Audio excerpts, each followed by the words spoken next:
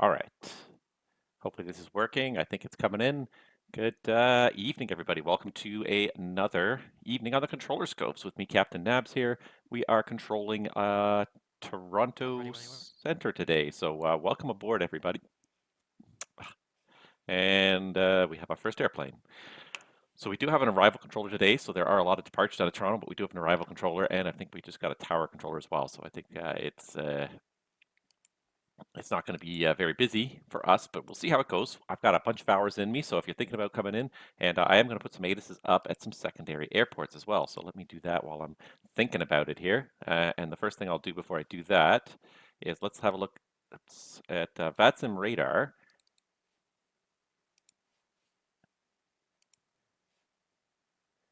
And just make sure. Yeah, I can take the ATC when you're ready. Toronto Center Walker 22-4 is at 18,500 for flight level 230. Walker 2004 Toronto Center, good evening. Climb flight level 330. 330 Walker 22-4. All right, just got to get myself up and running here. So there we go, we got that. So let's get, yeah, where was I? I was looking for VATSIM radar just to see if there's any other airplanes inbound to any other airports in the Toronto FIR right now, and there are not. Lots of departures out of Toronto, so I'll throw up a couple of ATISs here. What have we got for ATISs? I'll throw up City Center. What do you want, ATIS? Because, you're getting on tower? I thought you were gonna leave. All right, so we're going to get a couple of things here. So we're going to get City Center up and running. Yep. So that's a good popular airport. Runway 08. You said it's India? Yes. Got it. And I'm ready for your brief whenever. All right, 555. 50% wet, 50%. 50% wet. All right, so that's City Center. All right, so that's good. So we got City Center and we have what is it? Big 229 taxiing standard route. Who else? Wait, let me update tags. Thank you. I'm trying to think what other airports should I one has a clearance. put up. 7286. Let's see here. And Delta London, 325, Hamilton. I'll put up London and Hamilton now. Where's my microphone muter? Because it serves as a good cough switch. All right, so let's do that. Yeah, let's do. Let's do London. Yeah, sorry. So we got two guys taxing. So London. Let's see here. Mission uniform looks like ILS Zulu or Yankee or ILS 15. 5 Charlie Alpha 15. Had a CPDLC request and the identifiers there. All right. Did you send that in a CPDLC? It was sent through CPDLC, yes. 666 Okay, dry. Oh no, I have to log out first, then you can try logging on, or else I'll boot you off. It just worked. I might boot you off later though. Oh, okay. Are you off? And then freaking, I don't know why he's calling himself UAE 708. Like, yeah, I heard that when I came on. Roger, but and then yeah, as you hear, he doesn't have a SID, so I told him to go fix his flight plan. If he can't fix it, I'll just fix it for him. All right. So that's information. Victor in London. Any questions? I got no questions. My control. Why am I not primed? Okay, you're control. All right. So we got Hayden, UK, Canada Forever, down with Orange. I don't even want to get into politics because I was just watching it, and you can hear the other controllers on TeamSpeak. You should not be able to do that. Okay, hold on. Let me do this first. Thank you. Because yeah, sometimes I find TeamSpeak automatically switches devices, and I don't even realize it's done it. Let's see here. Yeah, no, it's on the wrong device. And I find this like now, like I don't know what it is. It never used to be much of a problem, so now that should probably take care of that, I hope. But thank you for pointing that out. I was not meaning to do that. TeamSpeak. Windows in general, though, like Windows has gotten just like really, really junky about this stuff lately. Yeah, really, really junky about it. It's really frustrating. I don't I don't understand why. Like, and Microsoft wants to trust us. Come up to Windows 11. I'm sure it'll be better than Windows 10. I'm like, you can barely keep Windows 10. You haven't been able to make Windows 10 work well. Still have all kinds of sound and audio issues with Windows 10 all the time, all the time. And the microphone is one of those things. It's like it seems like every time I connect to uh, the network, my microphone's gone back to 50% again, and somebody has to tell me, "Oh, you're super quiet." And I have to go in and like, "Oh yeah, it went to 50% every single time." I'm like, "Why? Why does it keep resetting? If I set it to 100% or 75% or whatever I set it to, why does it not stay there? Why does it constantly get adjusted back to 50%? Really, really annoying."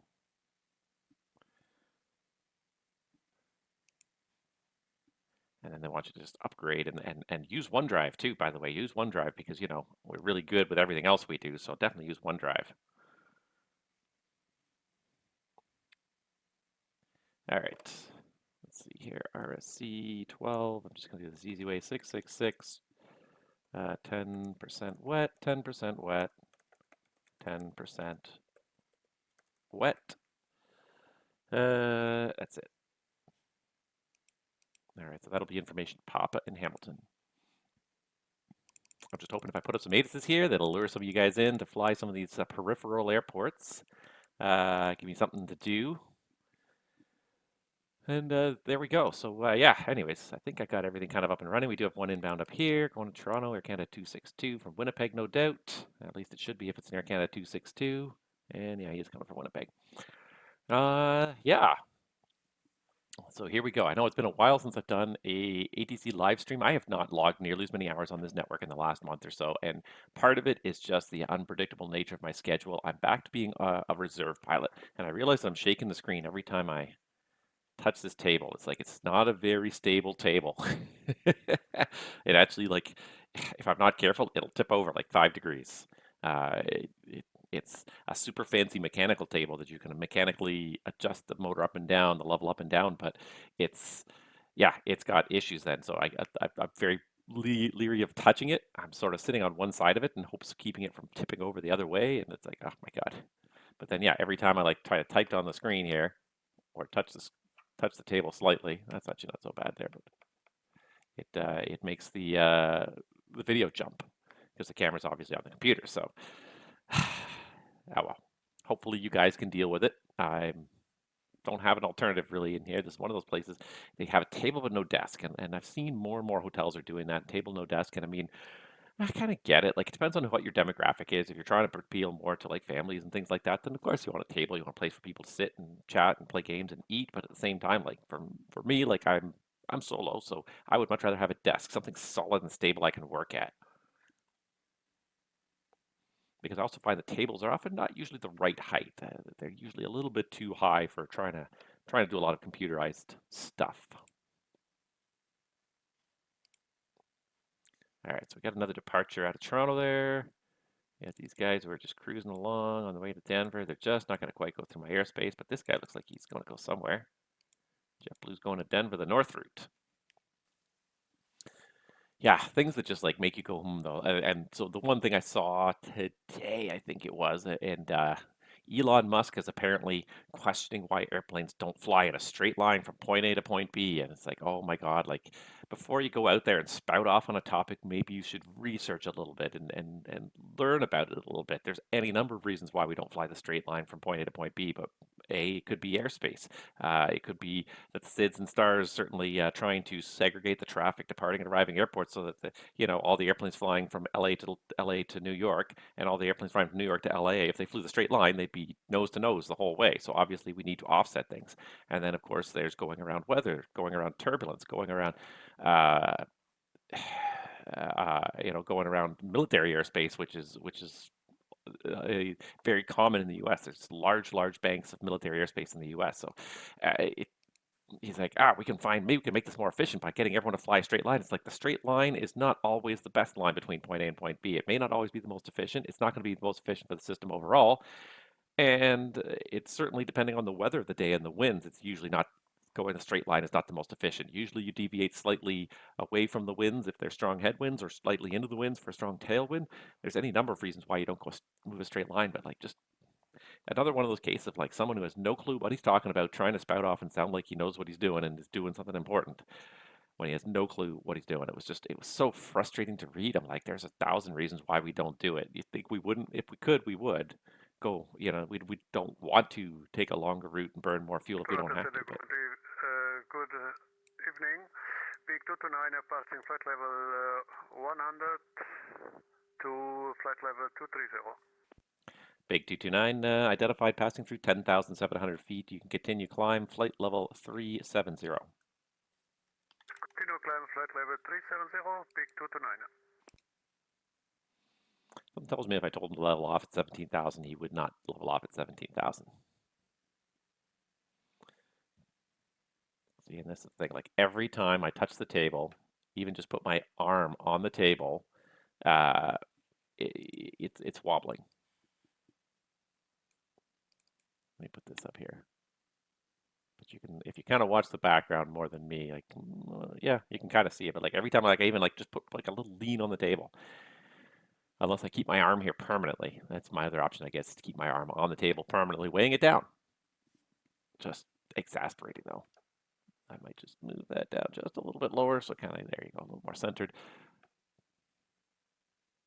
And sometimes it's funny because, like, you know, every time I do an ATC live stream, I'm in a different studio. I'm in a different place than I am before. So I don't know the setup. I don't know the chair, the height of the chair, where I'm going to be. When I go home and I stream my flight streams on my computer at home, it's a lot nicer because everything's in the same place every single time, and I know where everything is, and it's nice like that. And then but you know, you got to adapt. I'm out here. Yeah, living in different places, but yeah, you got to adapt. Let me just check this setting here as well because I feel like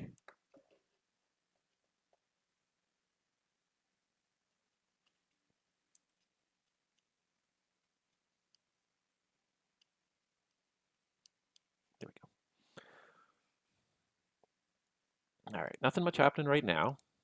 Let's get Air Canada 262 on board here. Come on, Air Canada 262, you can do it. Whoever you are, give me a call.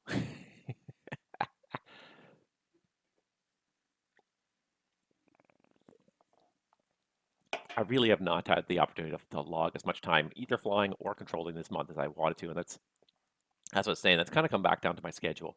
I've been on a reserve schedule now for the last month or so, and it's I don't mind reserve per se, but it just does not give you the opportunity to kind of plan things. You just don't know what's going to happen, so you kind of you know, I didn't go to the gym for almost 3 weeks, and I've generally up until this month I was doing very good at like at least once a week and often twice a week. I'd go for a good run, burn off some calories, get the heart pumping, and this last uh, this last this last month, like just because like I kind of depend on being in hotels to hit the gym.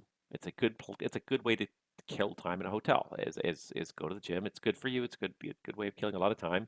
And when you're always busy at home, then it gives you again the time you need to do these things. But I've when you're on reserve, you don't know when you're going to be in a hotel, you know, and things change. But like at least when you have a full schedule, like you could say, hey, I'm going to be in the hotel this particular day. Um,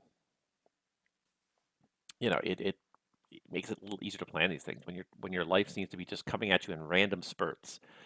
It makes it very challenging. So it's the same thing with kind of trying to pick out these 2, 3, 4 hour blocks for doing ATC. I can't do much. I'm finding it hard to find these 3 hour blocks. The evenings no longer work very well for me. I tend to not have a full 3 hours. It'll be about 2 hours in the time I kind of am able to sit down to the time I have to go to bed. And usually those 2 hours are from like 9:30 to 11:30, 10 to 12. So it's like by then the traffic's already fading out. If you haven't already been online and picking up like the boom of somebody else being online, you're not getting that much traffic. That's also part of the exasperation. I mean, every time I try to get on in the evening and fly a flight, by the time I get going, The ATC at the airport I'm departing from has logged off. And by the time I get halfway there, the ATC at the arriving field has logged off because I'm generally doing it later in the evening, past where everyone is normally doing it, that peak, 6 till 10 window. I'm usually coming in just on the tail end of that to begin with. So it's been very frustrating lately. I really would like to have more time to do these things, but try and see. So I got my second screen over here, and I'm just trying to see if I can set this up so that I can see things here. That's Answer, this is Air Canada 262 at flight level 370. Sorry if we didn't contact you earlier. We just had some simulator trouble. Air Canada 262 Toronto, no problem. Squawk code 0523. 0523 for Air Canada 262. All right, here comes another handoff. So the departures are starting up now.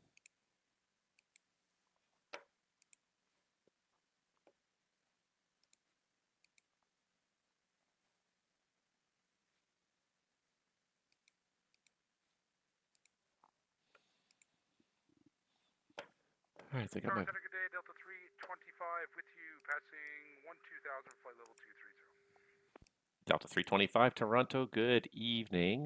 Climb flight level 410. 410 now, Delta 325. It's 2 flights go.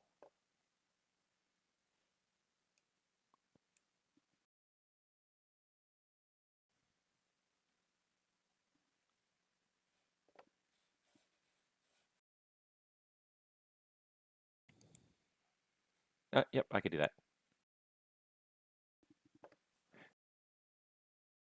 All right. So the arrival controller is going to step away for a few minutes, so I'm going to take over when he does step away. So just got to be kind of ready for that. I mean, there's not much really to get ready for. I kind of have been watching it. So what we could do though is throw up the screen for arrivals and departures, which should be this one. If I got it right there, there we go for 24s. There it is. Just so I'm ready to go. I don't see too much happening right now. There is a tower controller, so all I would have to do is just the departures and any arrivals that might pop up. But I'm just seeing 2 guys going to Halifax. I guess Moncton Center's online. Just trying to figure out where the traffic's going to be tonight. It is Friday, isn't it? Too. I wasn't even thinking about that, but it is Friday, so there's probably a Friday night ops. Does anyone know where the Friday night ops is tonight? Because I do not. I never know when events are happening anymore. I'm just like I. I come online whenever I find that I can, but there is no Friday night ops.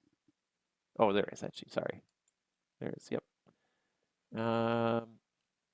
Denver Stampede. That's why there's all these guys going to Denver. There's a Denver Stampede.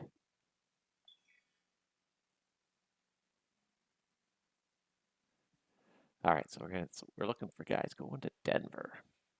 So probably not going to get a whole lot of extra traffic from that. Delta 325, so I'm going to step away for 15 minutes. At Delta 325. Sorry, how long do you want to wait? 1 minute, 30 seconds. I'll be on. Okay, sorry, I just didn't hear you. Yep, that's approved. Let me know when you're back. We're back, thanks. Okay, maybe that's it.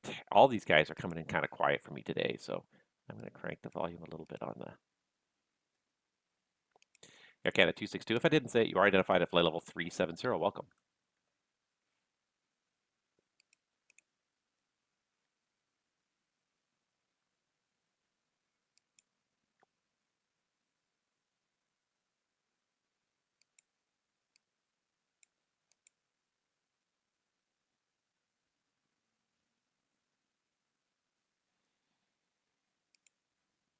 Walker 2004, Toronto, you're leaving my airspace to the east. The Montreal Center is not online right now. Switch to the on-route frequency. Surveillance service terminates. A-Firm going to Unicon for Walker 2004. Have a good night. Good night. Gonna turn that up even a little more. Gotta do it in iterations because it sounds quiet to me now. A few people sounded quiet. It wasn't just one person. First I thought it was just them, but then it's more than one person sounds quiet. So, all right.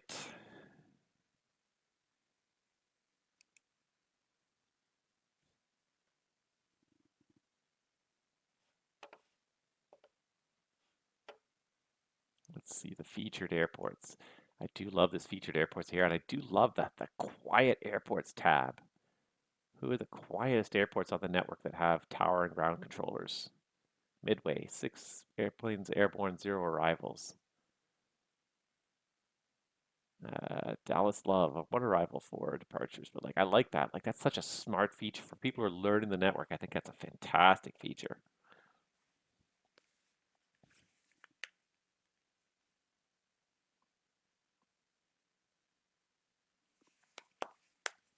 Yeah. See, I'm hesitant to even like put my elbow on this table because it's just so unsupported. But anyways. Did I ping this JetBlue yet? I think I did. No, I didn't. Okay, he's 3 minutes away from entering my airspace. It's time to start talking to me. Not even 2.5 minutes. Because you also have crossing traffic here. Center Delta 325, we're back. Delta 325, thank you.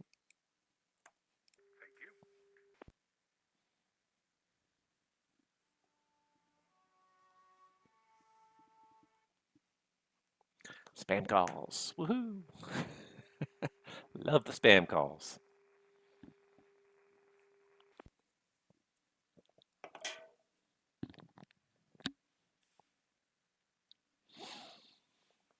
Well, hopefully we'll drum up some traffic though here tonight with some 4 hours of ATC because that's my plan right now. Unless I get bored, and I do start to bore around hour 3. I have noticed that the last couple times I've been online. I was in Edmonton last weekend. Last weekend? Maybe it was even earlier this week. And I was good for about the 3 hours. And then by about hour 4, I was losing interest.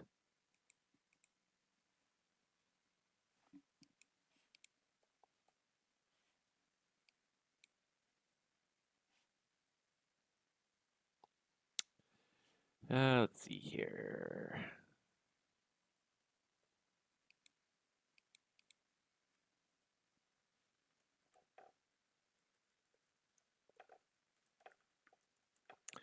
All right.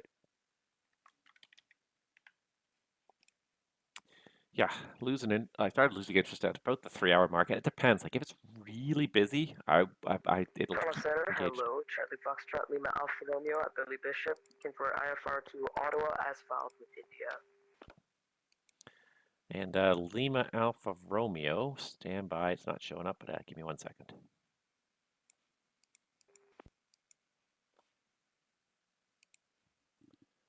There we go.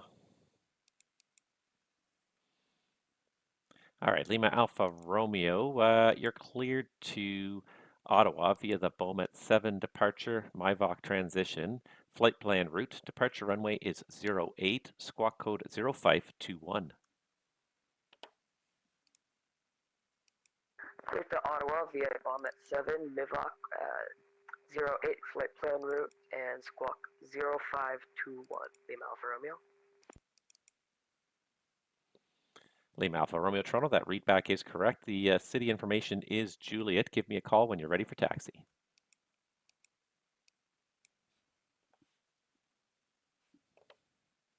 See, now it's sounding a little bit clipped. I wonder if I can change the volume a different way here.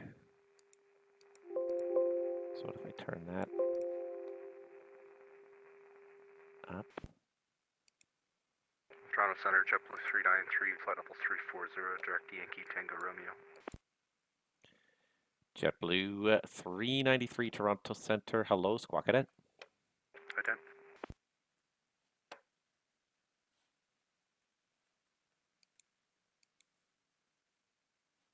JetBlue 393, thank you. You're identified at flight level 340. There, he's at 340. That's good. And Korean is at flight level 300. All right, he's identified as well. All right, so looks like the crossing traffic is not a big concern just yet.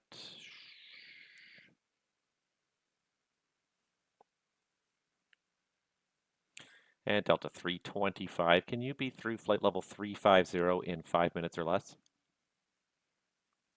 Oh yeah, big time. We'll make that. Delta 325. Okay, Delta 325, thanks. Roger.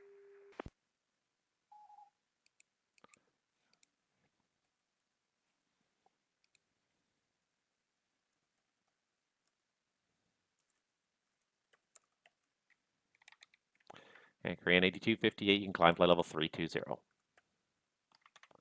All right, so it looks like he can hear me, but I can't hear him. Maybe it's his position. He's pretty far north.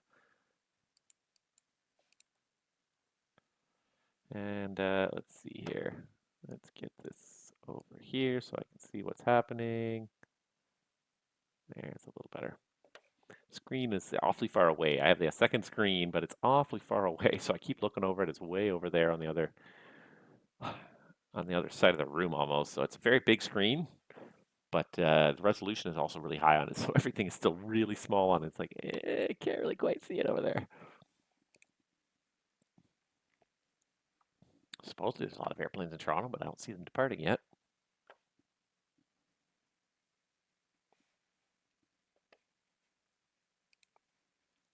Let's just make sure the rest of my satellite airports are up here.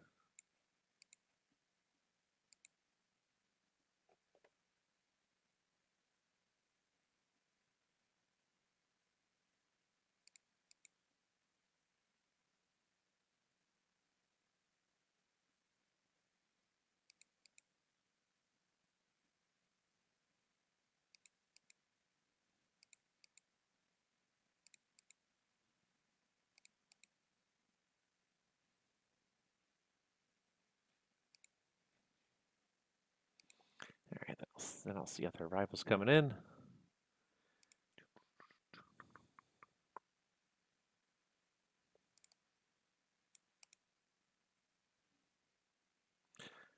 Hopefully once I get a little bit of traffic here, though, we will get some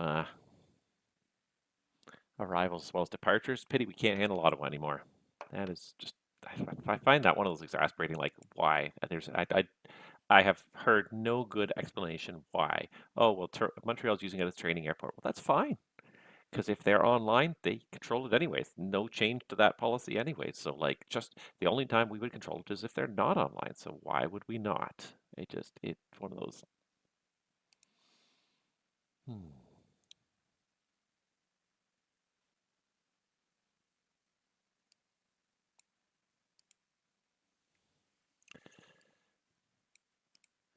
Delta 325. Vectors for your climb, just turn right 10 degrees. Right 10 degrees, Delta 325. Delta 325 on that heading. The traffic will be at your 12 o'clock for about 30 miles northbound 320, level at 340. Good traffic on TCAS, Delta 325. JetBlue 393 traffic at your 11 o'clock for about 25 miles is an eastbound A350 climbing through 337 right now. He'll be through your altitude in another minute or so.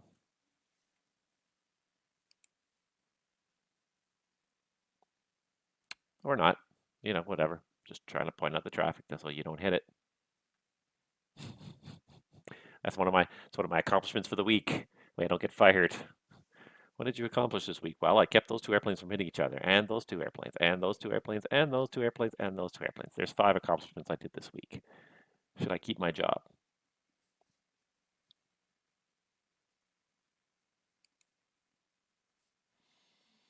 Yeah, I don't want to talk politics because politics is just depressing right now. It really is.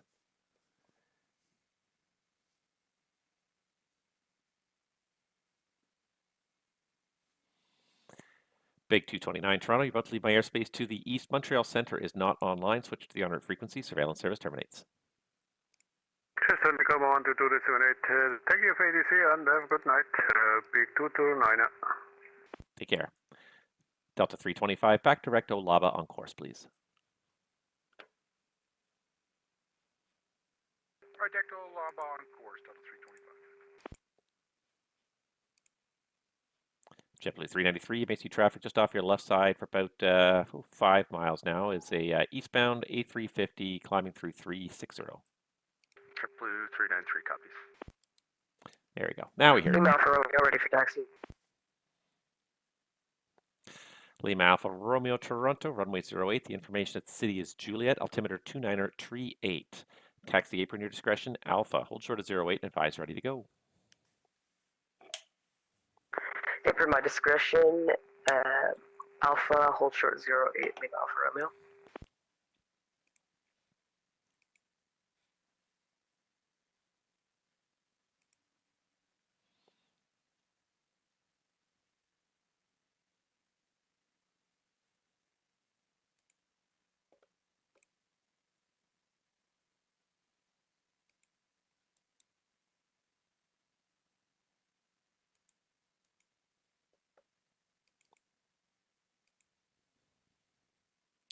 RJAA. I feel like that's Tokyo. I think that's Tokyo Narita, I believe. It's a long flight. Wonder how many A350s are flying around this network right now. Never thought about that. Let's look that up.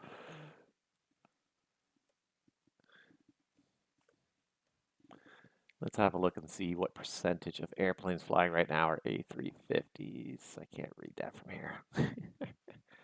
Let's see here. Not even on the charts. Wow.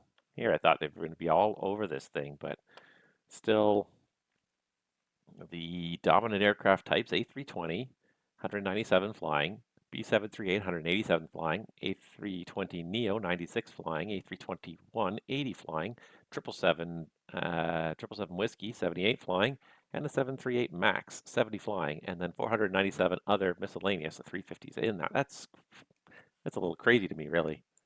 I would have thought that people would be all over that thing right now. It looks like a fun airplane. It does. Looks like you made a wrong turn, but that's okay.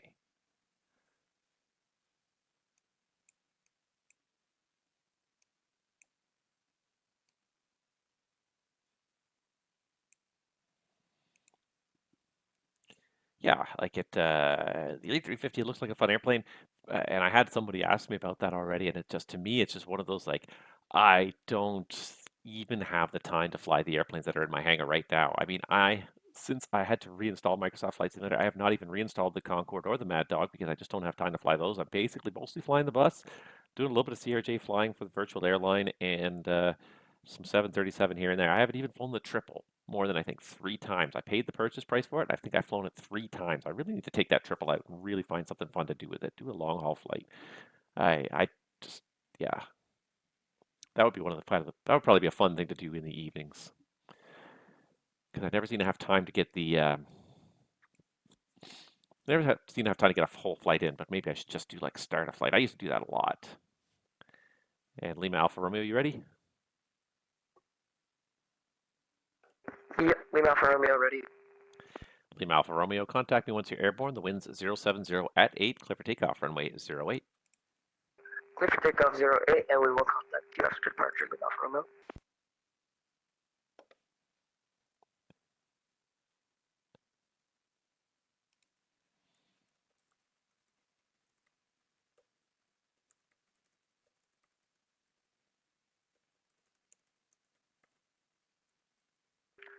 Toronto Center, good evening, Air Canada 7286 at 9,000, climbing flight level 230. Air Canada 7286, Toronto Center, good evening. Climb flight level 280. 280, Air Canada 7286.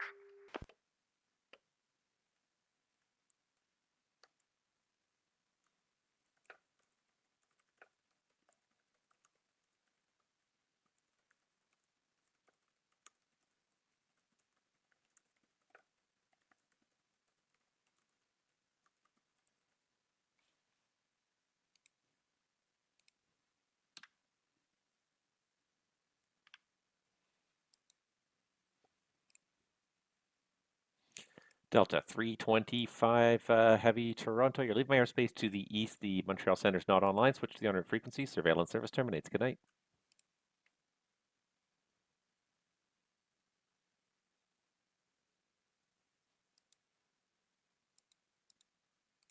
And Korean 8258, radio check. And Korean 8258, I got you 5 now. Okay, sir. Well, thanks. We'll switch you back to Unicom. Thank you. No problem. We'll talk to you next time. Center, sorry, was that for Delta 325 over to Unicom? Delta 325, affirmative. You can switch to honored frequency. Surveillance service terminates. Have yourself a good night.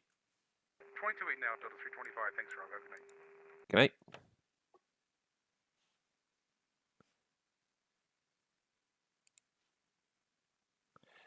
Lima Alpha Romeo, with you passing at 270, or 27,000.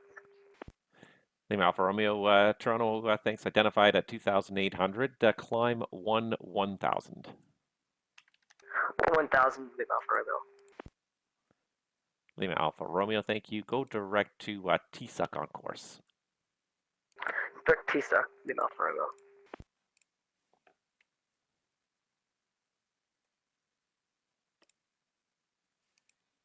Air Canada 262 Toronto. The Toronto information is Juliet. Plan runway 24 left for arrival. Okay, we'll plan it for 24 left, arrival for Canada 262. Toronto Center, Husky 2-1, direct dead key, climbing 15,000 for flight level 230. Husky 2-1 Heavy Toronto. Hello, continue climb, flight level 390. Continuing the climb, flight level 390, Husky 2-1. All right, a lot of people going to Halifax. There is some controllers on in Halifax, so I guess that's luring people in.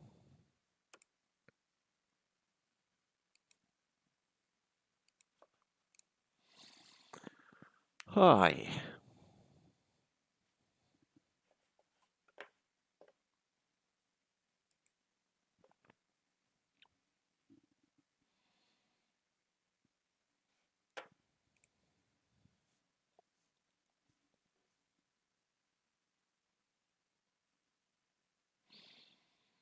Yeah, it's funny. Like the 350 interests me for sure. It's an interesting take on Airbus being the modernized version, the updated version with all the modern avionics and everything. So it definitely interests me. I don't know if I'm quite be satisfied with any builds has done. INI builds. I always call them INI builds, but anyways, any builds is done. Just because I really like a high end airplane with very extensive systems depth, and I feel like they haven't quite probably mastered that. They've probably done a bit more of an everyman kind of thing. And this was actually the one thing I just read it, but apparently just before any build announced that they were going to release a 350, Phoenix had actually been tossing that one around as their next project. Now that their 320 family is more or less kind of complete, most of what was intended on their roadmap has been accomplished.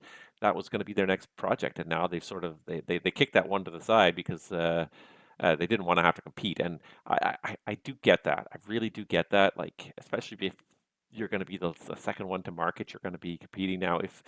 And it'd be one thing if it was a very low end product that they were competing with, and they could really compete, as the high end systems heavy aircraft. But any build is kind of really they kind of run right up the middle. They're not making the what am I trying to say here? Toronto Center, good evening, American 302, flight level 340, inbound Boric.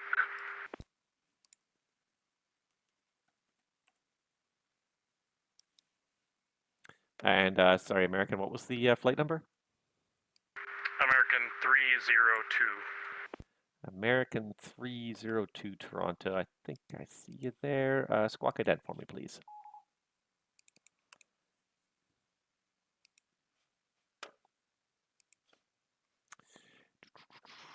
Lima Alpha Romeo, climb flight level 250.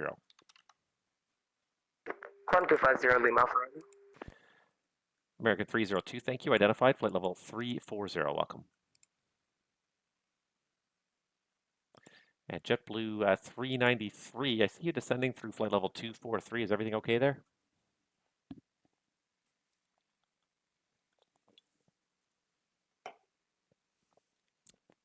JetBlue 393, Toronto. JetBlue 393, it looks like we just lost control for a minute. All right, JetBlue 393. Are you going to climb back up to 340 there? Affirmative. Roger. Air Canada 262 Toronto. When ready to send, flight level 240. When ready to send 240, flight Canada 262.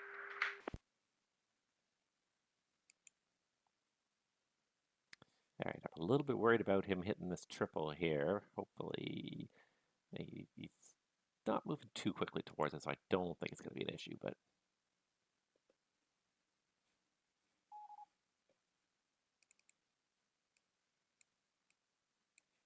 all right, starting to have a wave of arrivals here a little bit. I thought the arrival controller wanted to break it. Good evening, Air Canada 1246, leaving 900,000, climbing 15,000, direct Oakville. Air Canada 1246 Toronto, good evening. Climb flight level 230. 5 foot level 230, Air Canada 1246.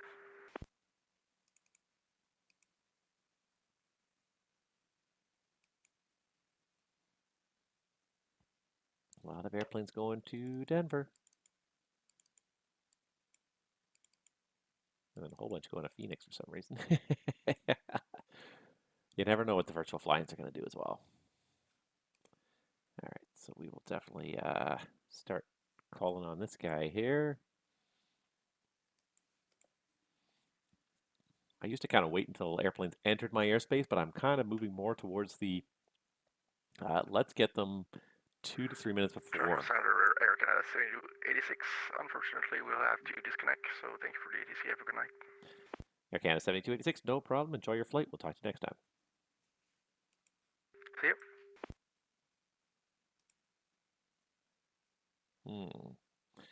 I see another problem forming here between JetBlue and Air Canada 262. Toronto Center, hello, Air France 386, flight level 400, inbound, Roosevelt.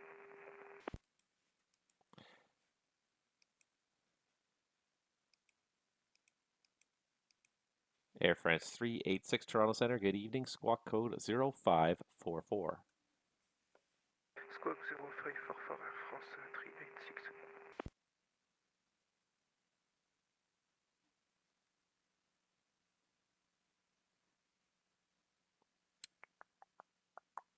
Let's see here. Do I have information for Ottawa? I can't control Ottawa, but that doesn't stop me from giving them information. Wow, 1 mile of snow, vertical viz of 1,300 feet. Fantastic. Yeah, go ahead.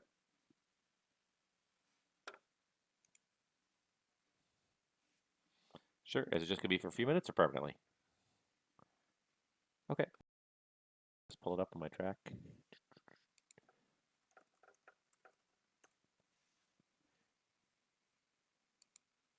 Okay, I got it. We copy Squawk 4345. Sorry, we didn't put it.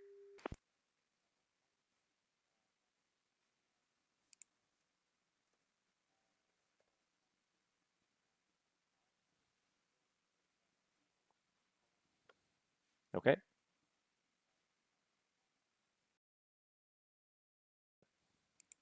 My control.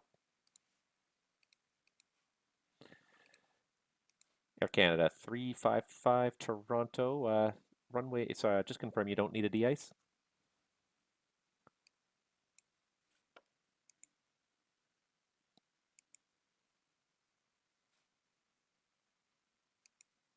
Air Canada 355 Toronto, just confirm you don't need a de-ice.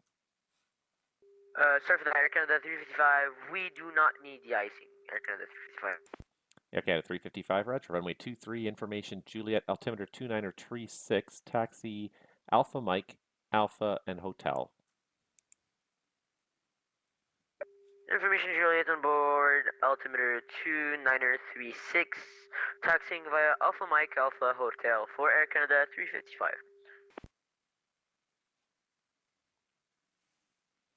Good evening, Air Canada 361 Heavy, with information Julia on board, ready for IFR clearance to Chicago O'Hare as well. Delta 24, sorry, 68. You can proceed on the pads at your discretion. Give me a call when you're ready to resume taxi.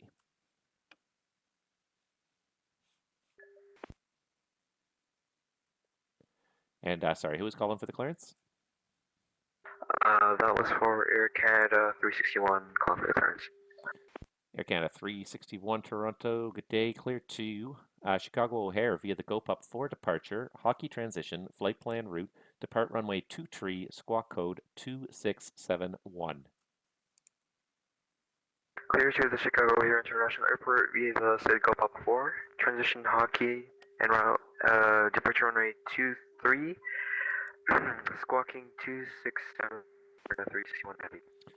And Air Canada 361, it broke up just during the squawk code, just confirmed 2671. Yes, the squawk is 2671 Air Canada 361 Heavy.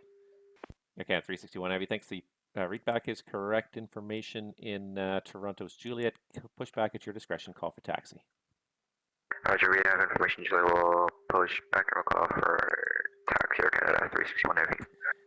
Air France 386 Toronto. The information in Toronto's Juliet. Runway 24 left for arrival. When ready, descend flight level 240. Roger, having runway 24 left and when ready, descent level 240 correct, France 386. Air France 386, affirmative. Air Canada 1246, climb flight level 330. Climb level 330, Air Canada 1246. Air Canada 1246, you'll see traffic at 12 o'clock up high for about 10 miles right now. Is a westbound 321, flight level 340. I'll have higher once you pass them. Traffic inside Air Canada 1246. American 302, traffic off your right side down low, about 5 miles. Is a southbound Dreamliner climbing through 210. Traffic inside American 302. Wasn't sure if he would spot him. Departure Jazz 8482 at 8162 with the CRJ, ready to pick up our clearance to McCurdy International with Julie. Jazz 8482, stand by. Delta 983 Toronto, contact me once you're airborne. The winds 130 at 9 are clear for takeoff, runway 23. Clear for takeoff 23, we'll call airborne Delta 983. All right, Jazz 8482, you're clear to your destination via the Dead Key Fife departure, Olaba transition, flight plan route. Depart runway 23, squawk 4740. Roger, clear to McCurdy International via the Desky Flight departure, Olaba transition flight plan route. Departing 23, squawk 4740, Jazz 8482. Jazz 8482, that readback is correct. The Toronto information is Juliet. Push back and start up at your discretion. Call this frequency ready for taxi. We'll go. Toronto Center, American 302, requesting step climb to 360. American 302, that's approved. Climb flight level 360. Up to 360, American 302, thanks. Air Canada 1246, leave my airspace to the south. The Cleveland Center's offline. Switch to the on-route frequency. Surveillance service terminates. Climb your discretion and have a good night. Over advisor, Air Canada 1246, so long. That JetBlue's gone. I was going to say he's not causing a conflict anymore, but that's because he's gone.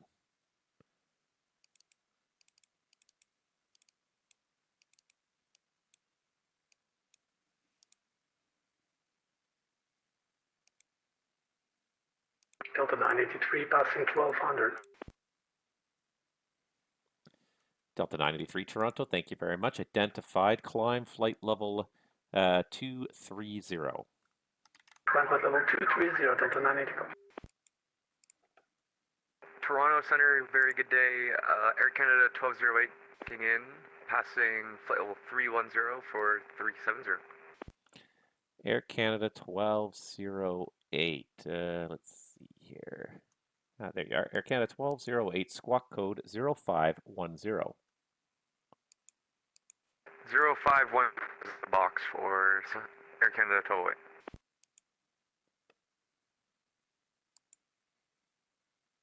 And Toronto Center, good evening.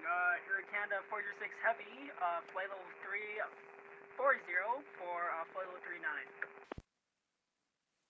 Air Canada 406, squawk code 0543. 0543 in the box for Air Canada 406 Heavy. Delta 983 Heavy, right turn, direct Ursula on course. Right direct Ursula on course, Delta 983. All right, Delta 983 is in the... Yeah, no worries. Delta. Toronto approach, Emirates 708 ready to taxi. Emirates 708 stand by. Delta, okay. Yeah, Emirates 708 stand by 1. Okay, Delta 983 is just airborne. Climb to 230 in the right turn for Ursula. 386, restarting now, descent to level 240. Okay, Air France 386, roger. And Air Canada 355 is on the taxi out. I gave clearances to Jazz 8482 and Air Canada 361. Told them to call you once they're ready for taxi. And you heard Emirates calling for the taxi. Air Canada 406 Heavy. uncross couple this frequency, and it rivals yours again. I think he's on your frequency still, actually.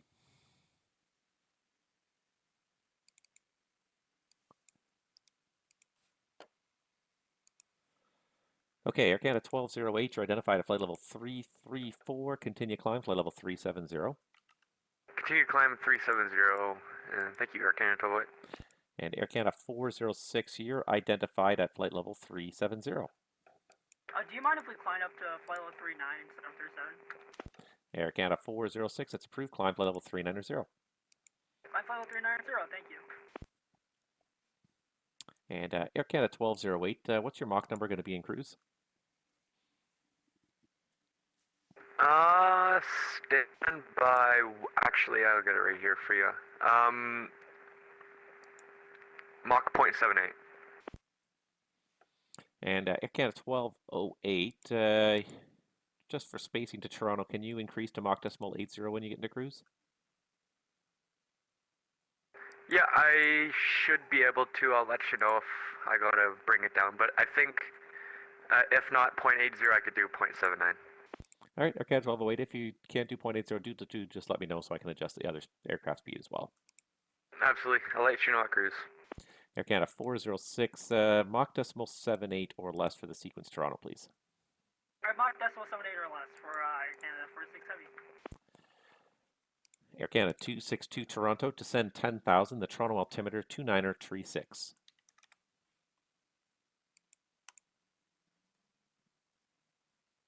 Air Canada 262, descend 10,000 on 29er36. Or not, fine, whatever. Sorry, could you repeat that for Air Canada 262? Air Canada 262, descend 10,000 feet, altimeter 29er36. Descend 10,000 feet for Air Canada 262. What? Foxtrot Lima Alpha Romeo Toronto. The Ottawa information, not online, but I'll grab it from the real world here. Information is Charlie, and they're advertising runway 07. Alright, we have Charlie and we will expect 07 Lima Alpha Romeo. Lima Alpha Romeo, when ready, descend 8,000. Ottawa altimeter is 29er62. When ready, 8,000 and altimeter 2962. Thank you, Lima Alpha Romeo. Husky 21 Heavy, you're leaving my airspace to the east. Montreal Center is not online. Switch to the honored frequency. Surveillance service terminates. Have a good day. Order switch over to the unknown. Thanks very much for service. Take care. Take care. Toronto, good evening, Delta 983, climbing level 230 in Pillersville. Delta 983, thank you. Hello again. You can continue climb, flight level 340. Continue climb level 340, Delta 983, thank you. Air France 386 Heavy Toronto, descend 8,000 on Toronto altimeter 29er36. Descending 8,000 and altimeter 29er36. France 386. Roger.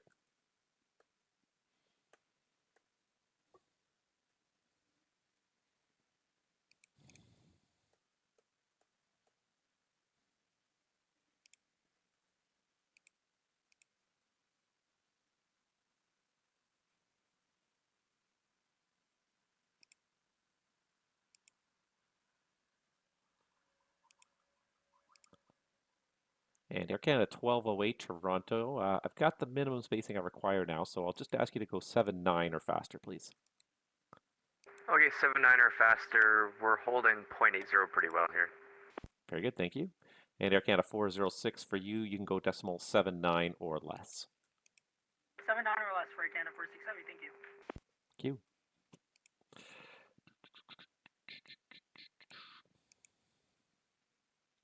All right, kind of fun to have control of the terminal for a minute there. Anyways. Good evening, Toronto Center. This is Air Canada 355.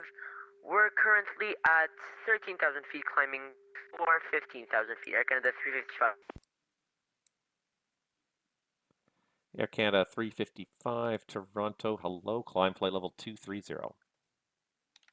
Climbing 230, Air Canada 355.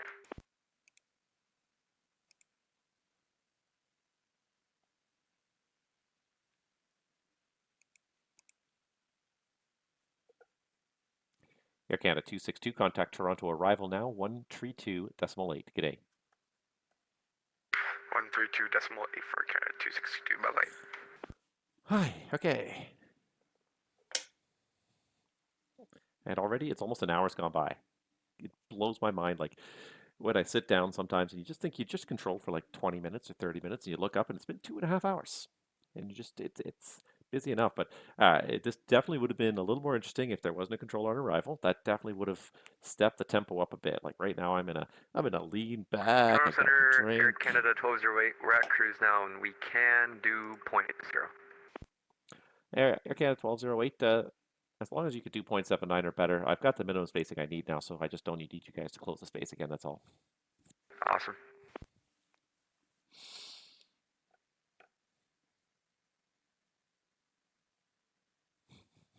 Still 5 more departures out of Toronto. Toronto Pearson. Nobody's departing anywhere else, but Toronto Pearson. We got the departures. Let's see. What if I looked at the VATSIM radar for a few minutes just to see what's going on here? See if anybody's at any of my other outstations. I don't think so yet. No, doesn't look like it. Everyone's going to the big airports. Everybody's going to the big airports. Yeah. The one thing I am looking forward to, I will say, you know, as much as I haven't spent a lot of money on my hobby lately, last month or so, just kind of just in a holding pattern, as it were. I've got everything kind of nice the way I like it. The one thing that is, and I am looking forward to, and that will probably be a day one buy for me, is ChasePlane. I absolutely adored it for the P3D era. P3D era. It was a fantastic piece of software. It was so intuitive, so versatile, so flexible. You could have an almost infinite number of camera views. You know, you could assign hotkeys to everything. It was just so well thought out, and I really missed it when I got to MSFS. Their camera controls, they get the job done okay, but they're really not great. The fact that you're limited to like 10 fixed views in the flight deck is just, it's mostly okay. But as a content producer, for those of you guys that have watched my A320 videos, every time I make the video, I'm like, I wish I had about 6 more views so I could be like more zoomed in on the MCDU or more zoomed in on specific parts of the overhead panel so you could really see the individual things I'm doing on those panels. Zoom in on the screens a little bit more, make them a little bit bigger and easier to see. When ChasePlane comes out, you're going to see that it's going to make a big difference to my productions. I'm going to spend a lot more time. Toronto Centre, very good evening, Air Canada 1073. We are at flight level 340, checking in. Air Canada 1073, Toronto Centre, good day. Squawk code 0515. 0515, Air Canada 1073. Air Canada 355, climb flight level 360. Climbing at 360, Air Canada 355. Yeah, it's gonna change the way, certainly, and especially like my my pilot life live streams are just gonna change completely with ChasePlane, and it's not change completely, but it's gonna make my life so much easier to run the cameras the way I like. Even though I do have the head tracking, I have the track IR at home, and it's great for head tracking. It really is. I mean, it's just amazing as I sit here wobbling my head back and forth. But no, but like it really is amazing how intuitive that becomes after a little while. It's one of those things that I thought when I first heard about it, I thought it was gimmicky. I really did. I thought the same thing about GSX when I first heard about it. I'm like, that sounds gimmicky to me. And then to actually see it to actually use it, these are just things that add to the immersion level. Air Canada 1073, you're identified flight level 340. Welcome.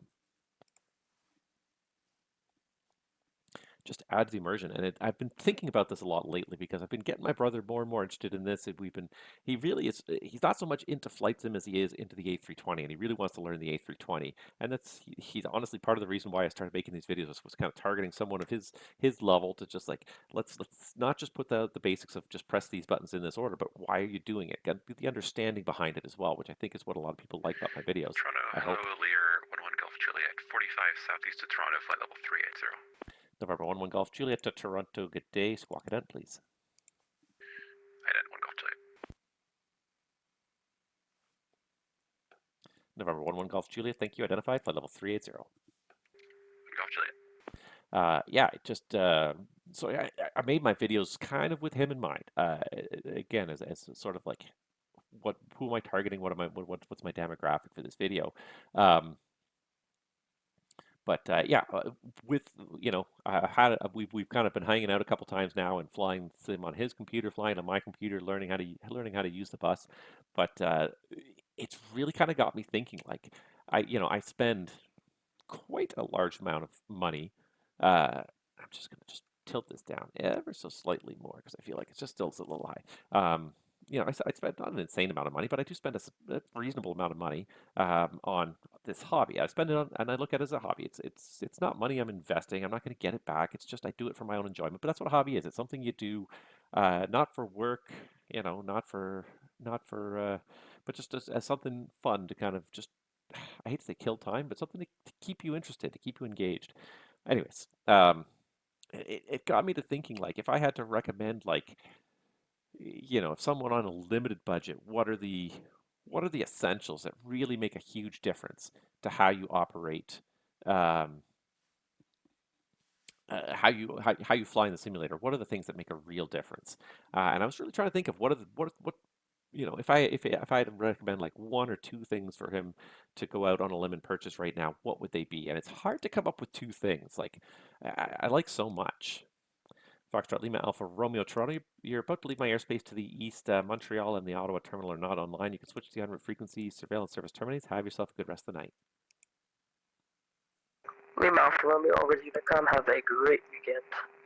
Thanks.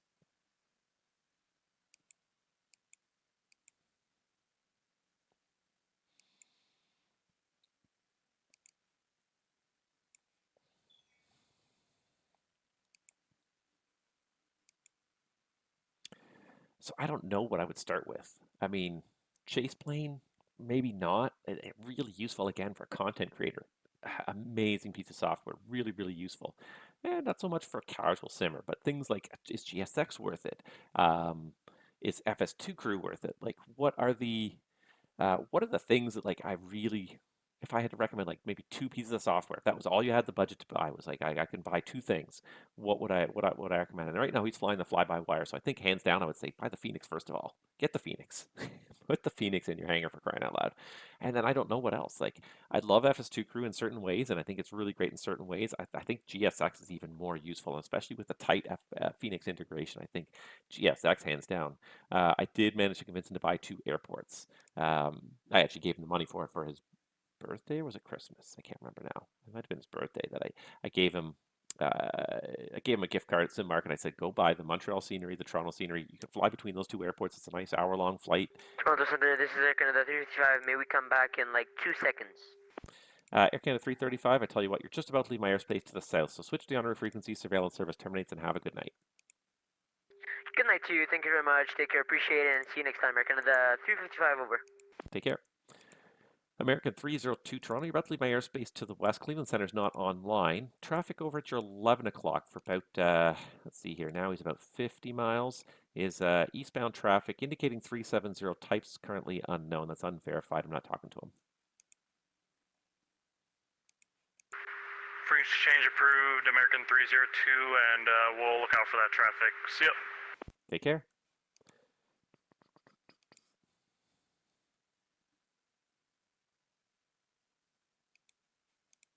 Yeah. Toronto Center, JetBlue 120, flight level 310. JetBlue 120 Toronto Center. Stand by. My list, there he is. JetBlue 120, squawk code 0547. 0547, JetBlue 120.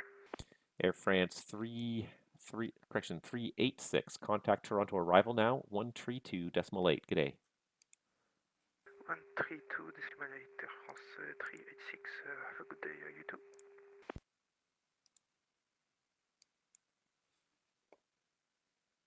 Pretty sure that's this guy. Toronto Center, JetBlue 120. Can you give me that squawk code again? And JetBlue 120, the squawk code 0547. 0547.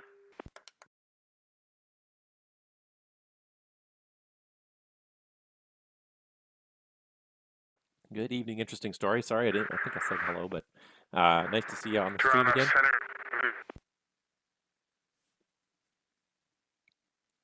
And last call for Toronto Center is a little garbled. Sorry again.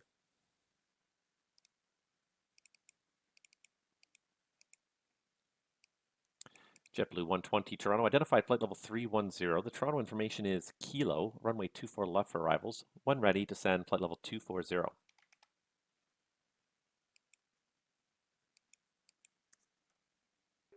Descend 24, flight level 240, 24 left, JetBlue 120.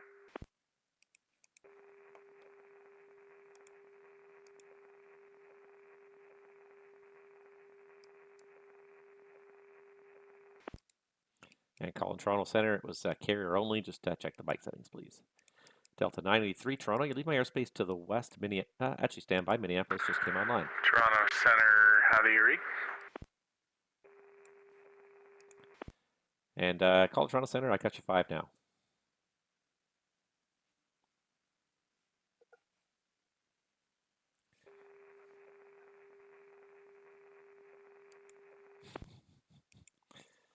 Delta 983 Heavy, contact Minneapolis now on 133.4. Toronto Center, good evening. How do you read? 133.4, you have a nice evening, Delta 983.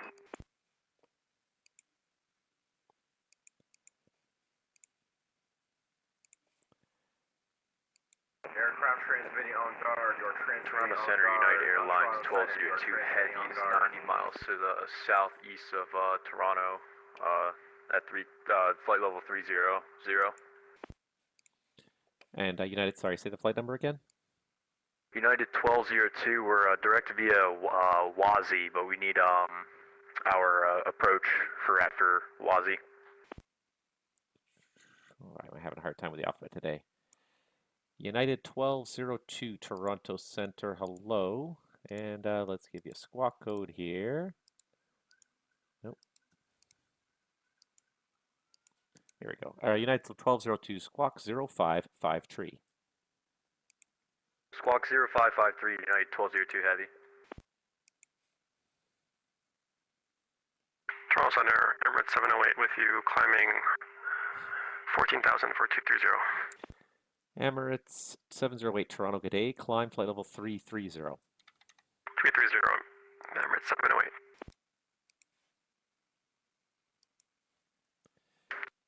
Toronto Center, good evening. How do you read? And call Toronto, I read you 5. Alright, copy.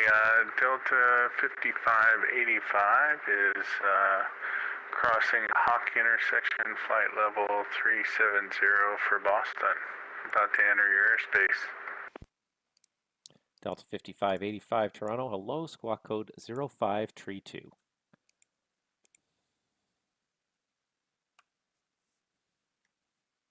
United 1202 Toronto, your identified flight level 300. In future, don't press the ident button unless you're explicitly requested to. Descend now 1000. The altimeter is 2936. Descend 1000. Can you repeat the altimeter for 1202 Heavy? United 1202 Heavy, the Toronto altimeter is 2936. The information is Kilo, plan runway 24 left. Descend and maintain 110,000. Altimeter is 2936. Information Kilo, expecting 24 left, 1202 Heavy. Delta 5585, identified flight level 370. And Singapore 24 is with you, Toronto Center. How do you read now? And Singapore 24, I've got you 5. Roger, just want to let you know we're just to the airspace, flight level 410, headed to New York, JFK.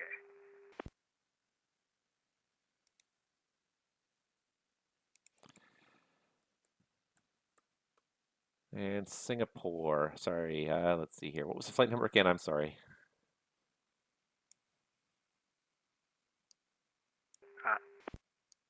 That'll be Singapore 024 for Singapore 24. Singapore 024. I don't see a flight plan for Singapore 024. Try to refresh it. Maybe that might do something. We have the new A350 here for Singapore 24.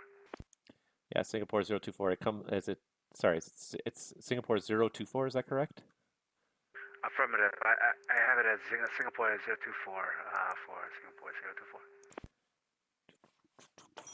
And Singapore 024. No, I do not have a Singapore 024 the flight plan here. You'll have to hit refile. There's no refreshing it on the screen. It changes instantly if you're here or not. Roger, I just refreshed for Singapore 024.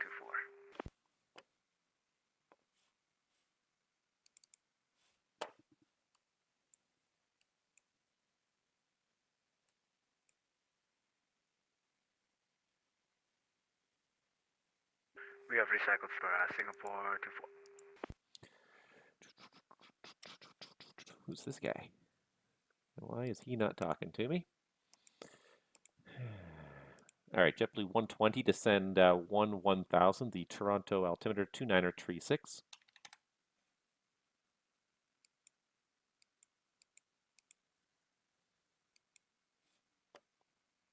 Toronto Center, about 10 minutes south of your airspace, Delta 5247.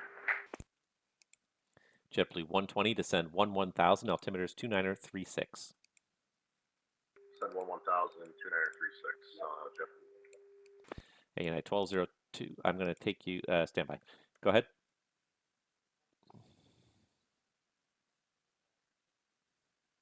Okay. United 1202, I'm going to have to give you a spin to lose some altitude. So turn right heading 090, continue your descent 11,000. Right turn 090, continue to descend 11,000, 1202 heavy. And JetBlue 120, did you get the descend 11,000? I never got the read back. JetBlue 120, yeah, we're descending to 1000. Thank you.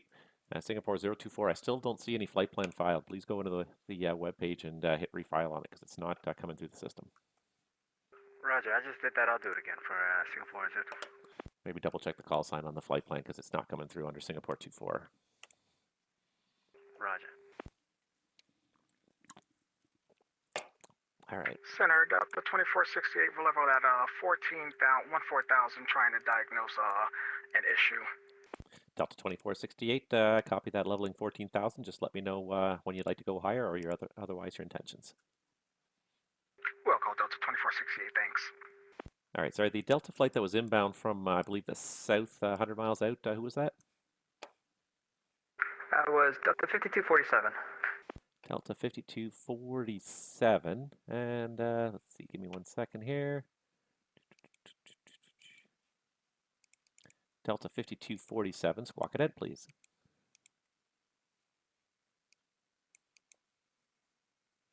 Can you repeat that last transmission? I apologize, Delta 5247.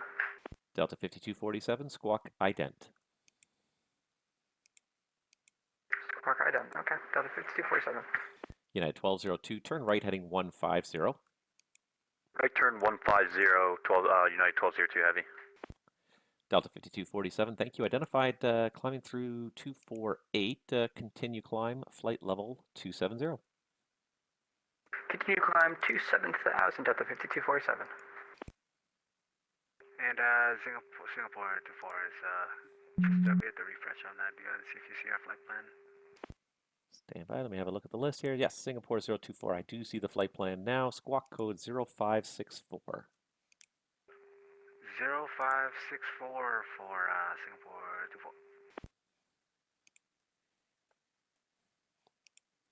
24. And Center, Delta 2468, we believe we have it resolved. We're ready to resume climb. Delta 2468, roger, climb, flight level 340. Up to 340, Delta 2468. In Toronto Center, Singapore 24, we'd like to get away from the cockpit for just a brief 5 minutes here, if that's okay with you. Singapore 024, you're identified at flight level 410. That is approved. Let me know when you're back. Roger, we'll retransmit when we're back. Thank you for Singapore 24. Air Canada 1208, Toronto. The Toronto information is Kilo, runway 24 left for arrival. Kilo and expect 24 left, Air Canada 1208. Air Canada 406, same for you. Information Kilo, runway 24 left. Information Kilo, 24 left for Canada 46 Heavy.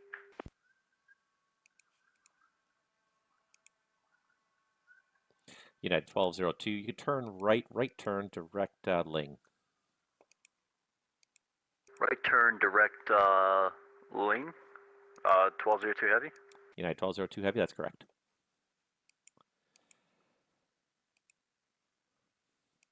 November 11 Golf Juliet at Delta 5585, mutual traffic, 12 o'clock opposite direction for about 13 miles, a Learjet at 380 and a 320 at 370. 1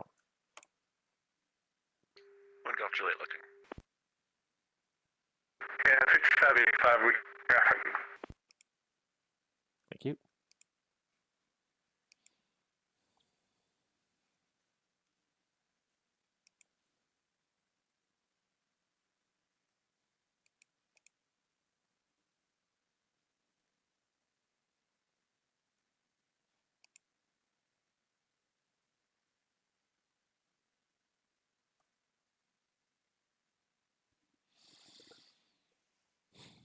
JetBlue 120, contact Toronto arrival now, 132.8. G'day.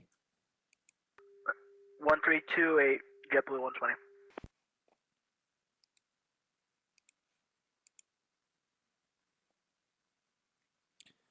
Delta 5247, reclear direct MIVOC.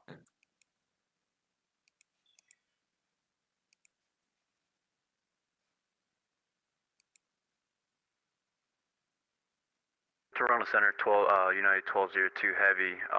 Advise we're on direct via Lima, Indigo, November, Golf. United 1202, affirmative, direct to the Ling intersection, Lima, India, November, Golf, and rejoin the arrival there.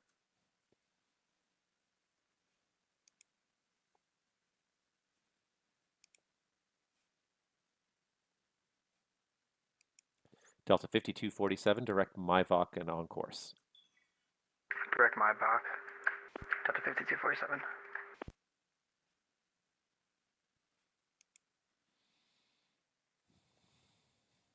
Air Canada 1208, when ready, descend flight level 240. When ready, descend 240, Air Canada 1208.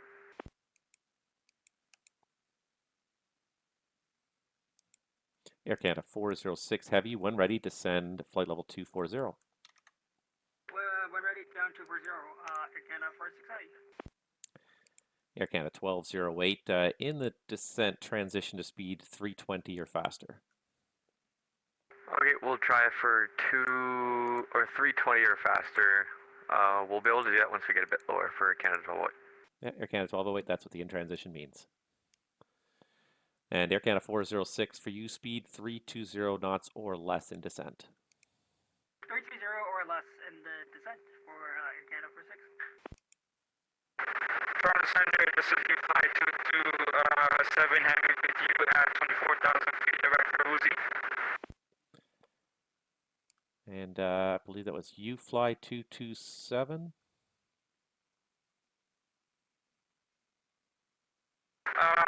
This is actually Delta 227 Heavy.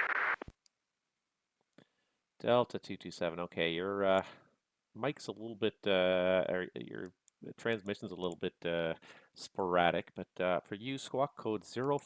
0530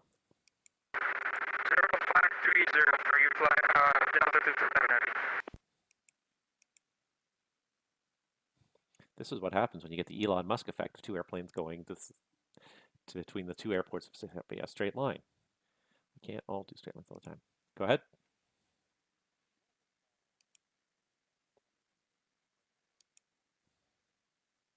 Yeah, Mayrod or something? Yeah, okay, I'll give him dab now. I know, he was too high and then he made the turn way too wide. Yeah, no worries. Thanks. United 1202, proceed direct Davno, Delta Alpha Victor November Oscar. Proceed direct via Davno, Delta Alpha, Victor November, Oscar, United 1202 Heavy. Roger. United 1202, descend 8,000. Send 8,000, 1202 Heavy. I'll get him down to 8,000 just so he's not too high.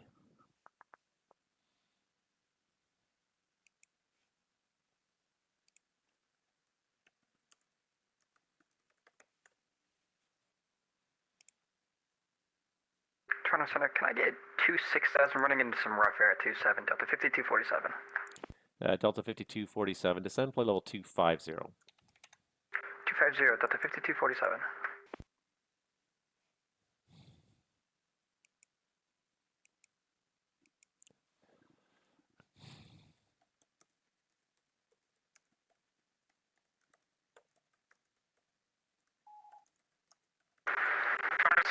this is Delta 227 Heavy. Are we still good for lane 3 approach, or are you going to give us vectors for approach?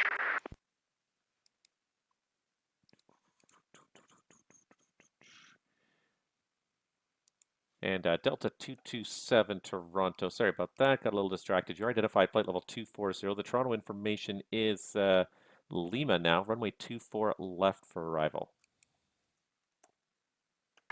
Runway 24 left for Toronto, Delta 227 Heavy.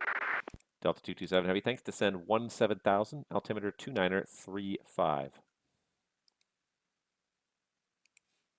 2935, descend 17,000, Delta 227 Heavy.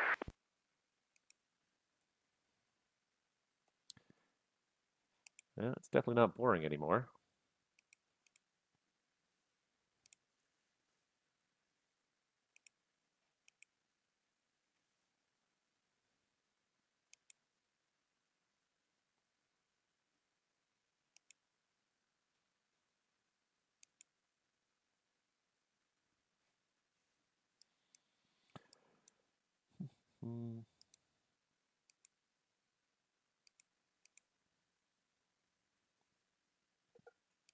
United 1202 Heavy, contact Toronto arrival now, 132.8. G'day. Over to 132.8, United 1202 Heavy, thank you very much. No problem.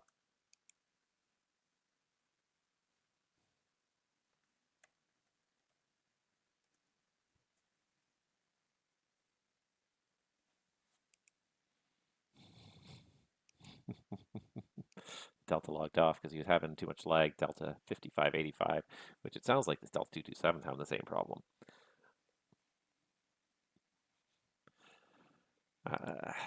Yeah, he said. So I said, sorry to hear that, and he's like, yeah, me too. Not sure why. I'm like, I'm no techie. I just push the tin. I do not know.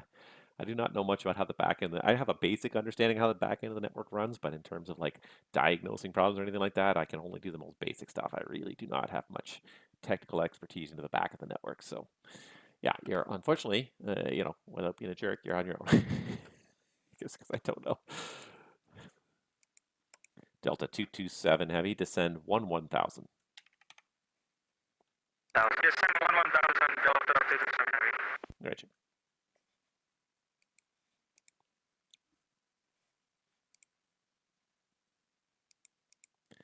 Air Canada 1208, descend 10,000. The Toronto altimeter 2935.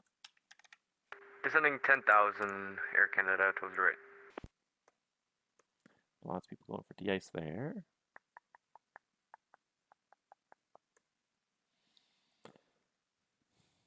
This guy coming in over here. Delta 227's there.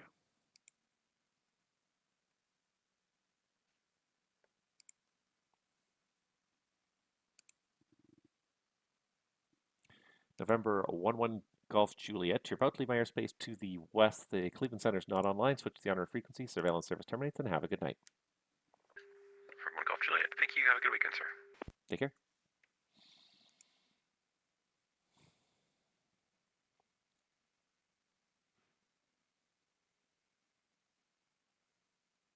All right, I think he's going to be okay. United was like still like 20,000 when he's crossing lane the first time. So the circle ended up being bigger than I wanted it to be. I got distracted by other tasks, but yeah, there's no way I'm going to get him in there. Air Canada 406 Heavy, descend 10,000. The Toronto altimeter 2935. 10,000, 2935 for Air Canada 406 Heavy.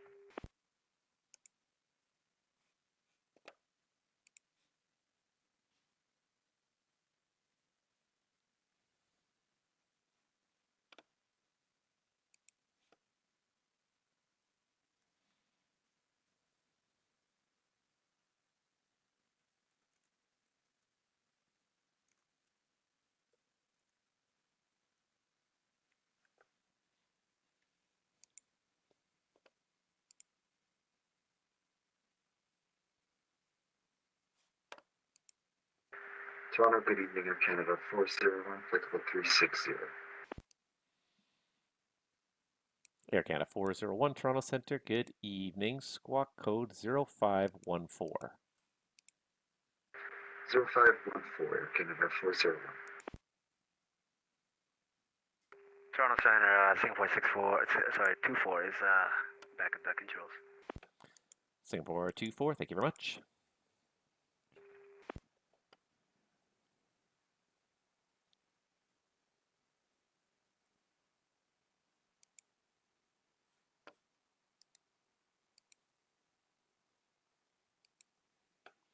Air Canada 401 Toronto, thank you. Identify flight level 360. The Toronto information is Lima. Runway 24 left for arrivals. One ready, descend flight level 240. Roger, look for information Lima, runway 24 left. When ready, descend flight level 240, Canada 40.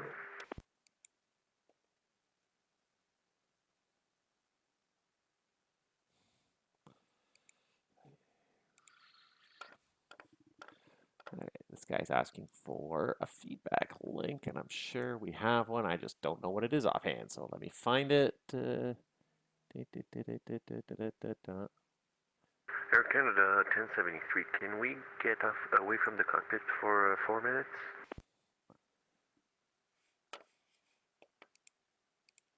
Sorry, who was looking for that? Air Canada 1073, we're looking for 3-4 minutes away. Why am I not seeing? Air Canada 1073. Yeah, that's approved. Let me know when you're back. Will do. Air Canada 1073. Okay, there's got to be a feedback. Contact us. I would assume there's pilot feedback. Yeah, there we go.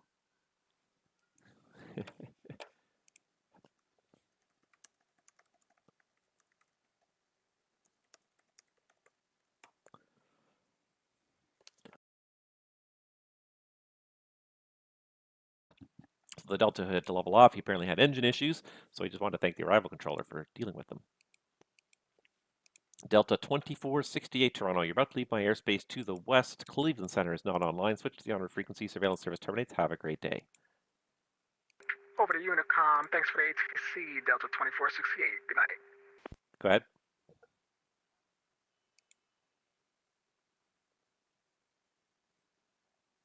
Yeah, that's approved.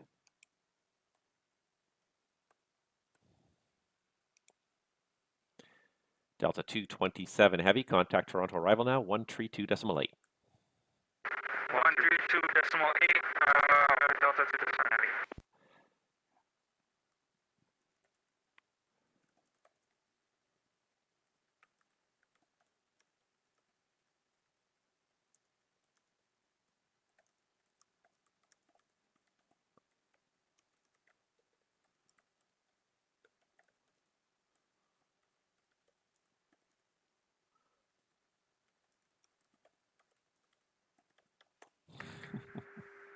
Pearson, no, Toronto Center for Air Canada towards right. Sorry, I forgot about the 320 and the transition. I'm speeding her up now. Air Canada 1208, thank you.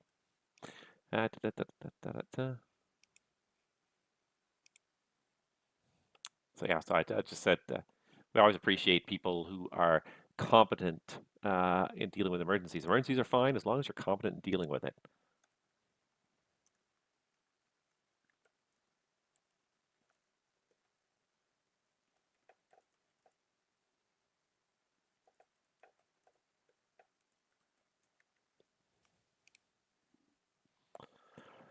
Let's see what else we got here. Okay, got these two arrivals in here.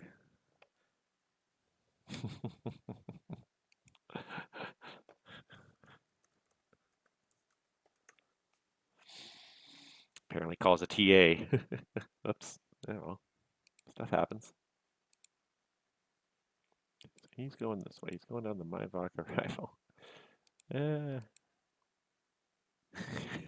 Having fun yet?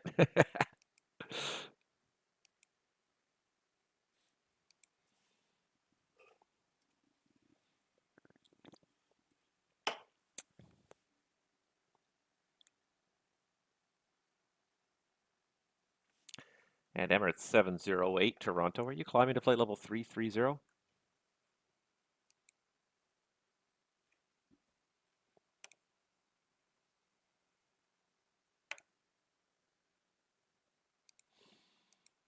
Emirates 708 Toronto.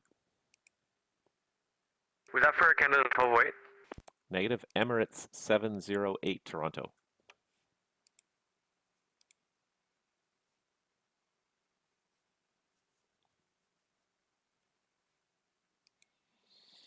Air Canada 1208, resume the published speeds at Duvos.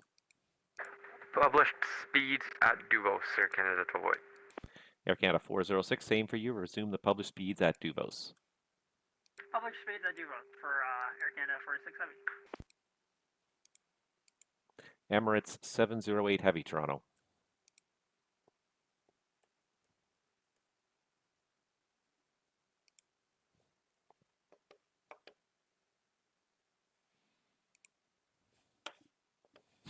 Nope, listening. Emirates 708 Heavy Toronto. Are you there? Toronto Center, very good evening. Air Canada 371 with you, flight level 360. Air Canada 371 Toronto Center, good evening. Squawk code 0541. Squawk code 0541, Air Canada 371. Let's see, what do we got? Toronto Center, permission to step away from the cockpit for about 5 minutes at the 5247. Delta 5247, that's approved. Let me know when you're back. Thank you, Delta 5247. Air Canada 1073, we're back in the cockpit. Air Canada 1073, thank you. Air Canada 371 Toronto, you're identified at flight level 360. Welcome. Thank you, sir.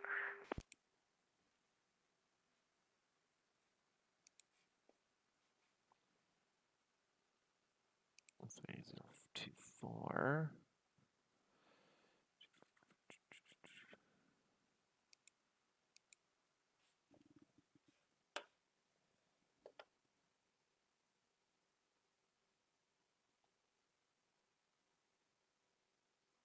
Toronto Center, Jazz 8482, passing 14,000 for flight level 230.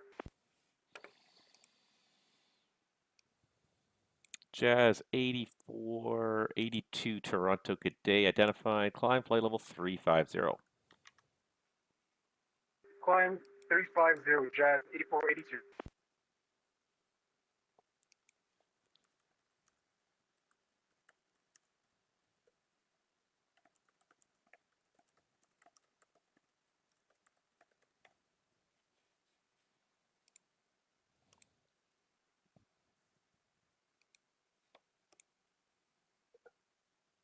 Air Canada 1208, contact Toronto arrival now, 132.8. Good day.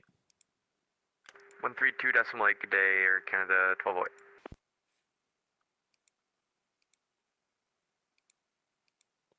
Emirates 708, Emirates 708 Heavy. This is Toronto Center on guard. Call me on 125.77. Emirates 708, 125.77. Gonna get him on the guard frequency because he's not listening otherwise.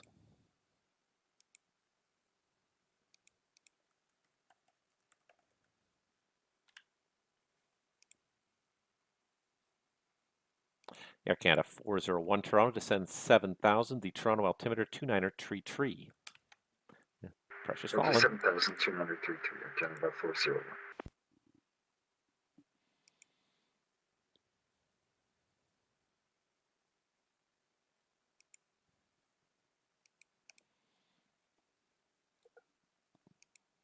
Air Canada 406 Heavy, contact Toronto contact Toronto arrival 132.8. Good day. 132.8 for Air Canada 46 Heavy. Appreciate the service. Have a good night. Thanks, have a good night.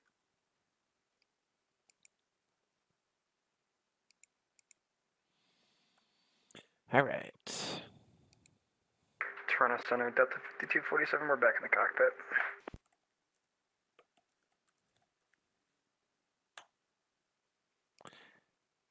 Sorry, Delta 5247, that was you back in the flight deck? Yes, sir, Delta 5247. Delta 5247, roger. There are no Ottawa controllers online, but grabbing the real-world data right now, it's information echo, and you can plan runway 07 in Ottawa. 07 for Ottawa, we have information echo, thank you. Delta 5247, when ready, descend 8,000. Ottawa altimeter is 2957. Pressure's falling rapidly in Ottawa. Delta 5247 Toronto, when ready, descend 8,000. The Ottawa altimeter 2957. Locked. Delta 5247 Toronto, when ready, descend 8,000. Altimeter 2957. Descend 8,000, altimeter 2957, Delta 5247. Sorry if I blocked somebody. Go ahead. That's probably just the read back from him. Because that's the way it always is. All right.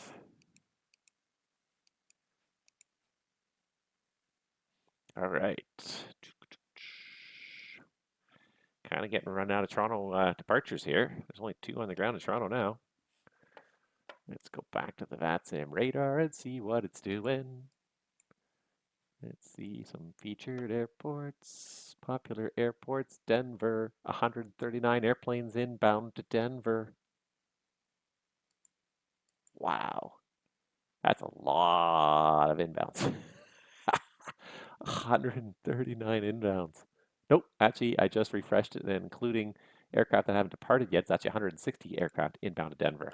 Oh, there's gonna Toronto be Center, some... you did say expect 07 for Ottawa, Delta 5247. Delta 5247, affirmative. Right now, the ATIS is advertising the ILS 07.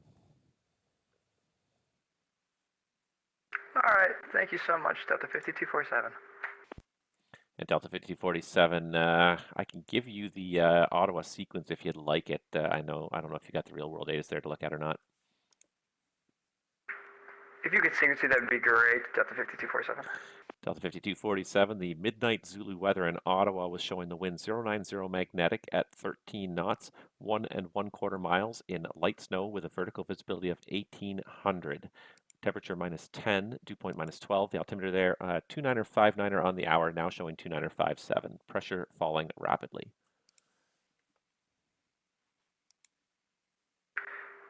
Thank you, sequence acknowledged, Delta 5247. Rich. It's probably about time to hand this guy off to Minnie, give or take a couple of minutes. Is there any chance you have runway conditions on you, Delta 5247? Delta 5247, I do have them here in the ATIS, so let's see here for, stand by, let me just find them here. Okay, so the RSC for 07 right now is listed as 555, 100% 1/8 inch dry snow on all thirds, 160 foot width, remaining width 1/4 inch dry snow. Runway conditions advised, Delta 5247.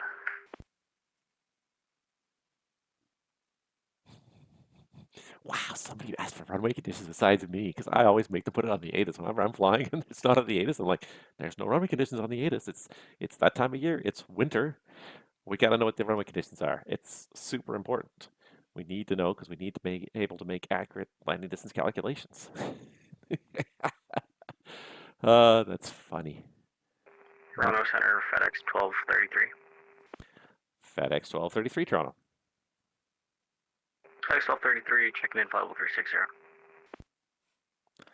FedEx 1233, is that you just passing Ottawa? Say again? And FedEx 1233, I think I see you there, but squawk code 0562. Squawk 0562, FedEx 1233.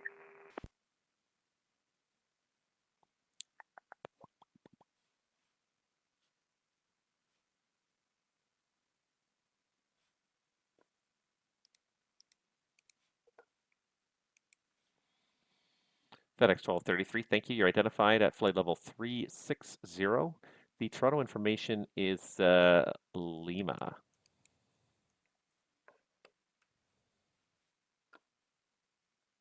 I have a copy of Lima on board, FedEx 1233.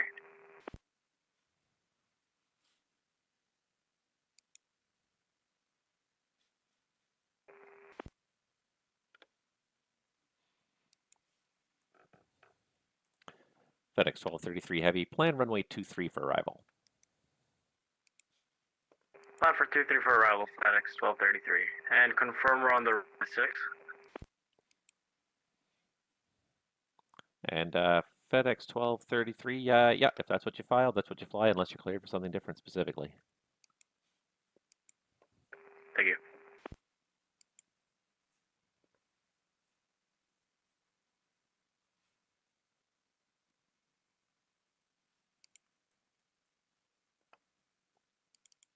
Air Canada 1073, contact the Minneapolis Center now, 133.4. Good night.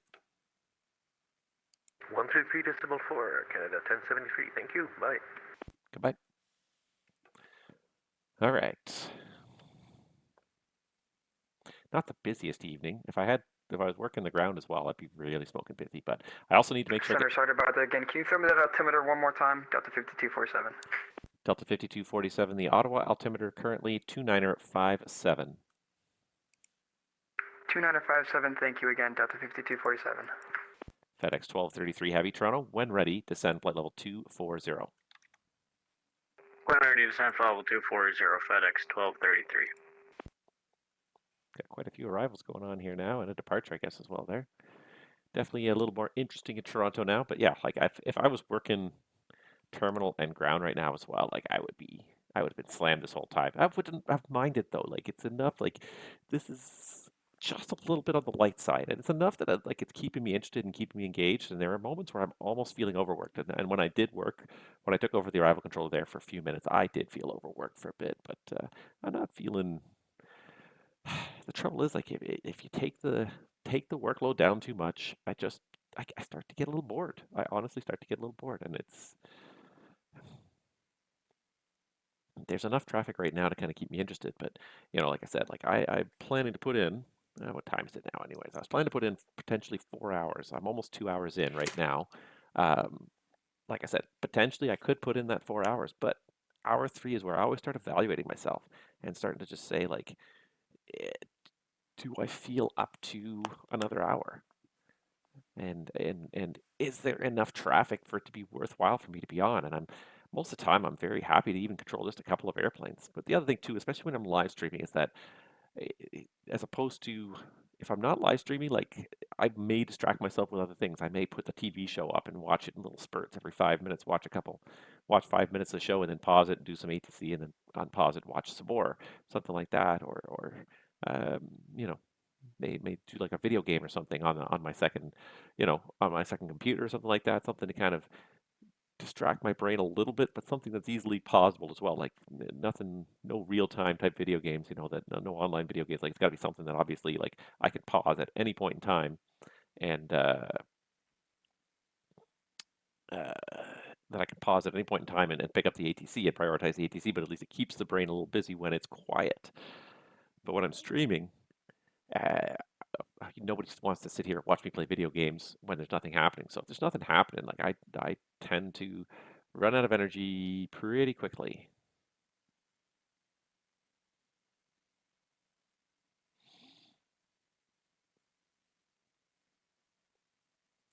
So that's why like I do think about pulling the plug a little sooner. Yep. Couple of arrivals here.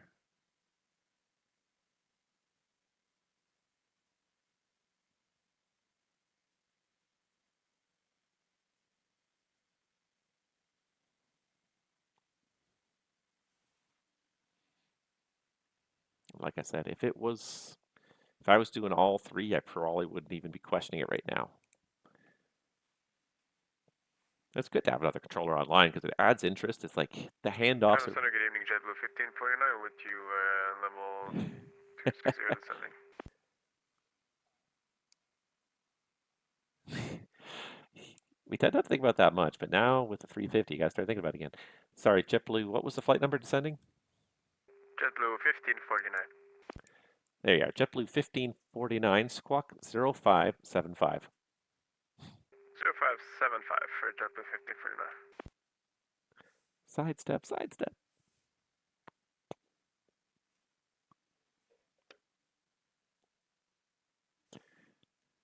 That makes everybody's life easier.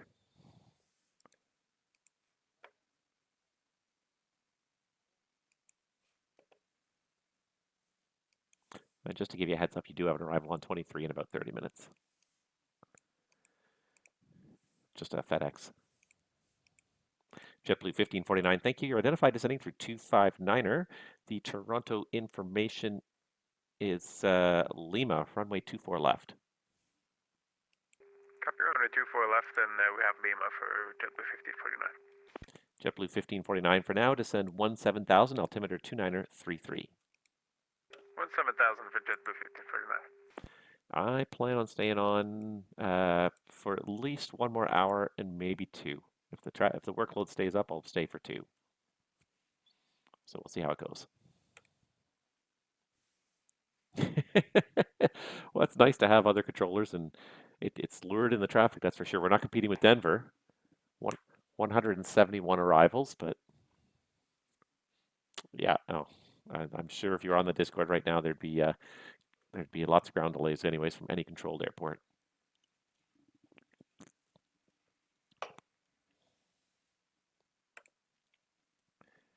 Yeah.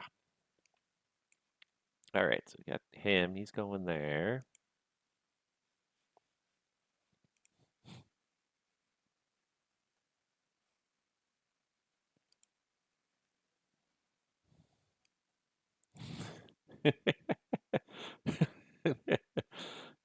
Every millisecond is precious.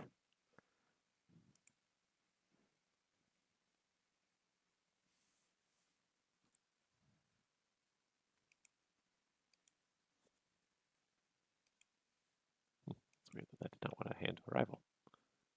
Weird.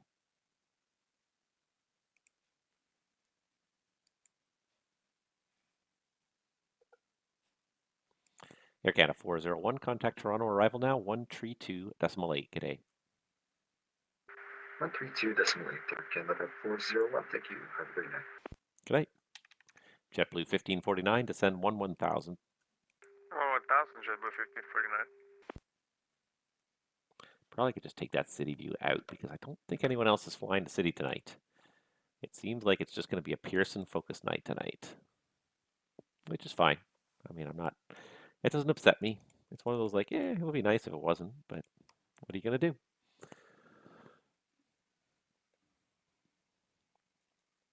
I do appreciate those days where there's a lot more activity happening at the satellite airports.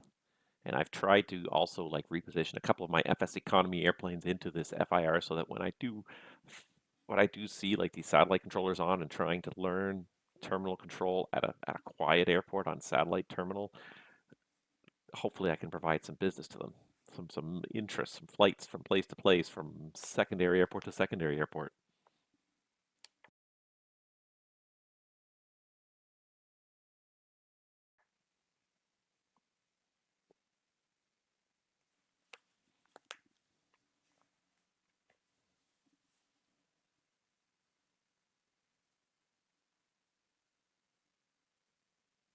All right, I do see Toronto Center, going to be on long final runway 07 left for Ottawa, Delta 5247.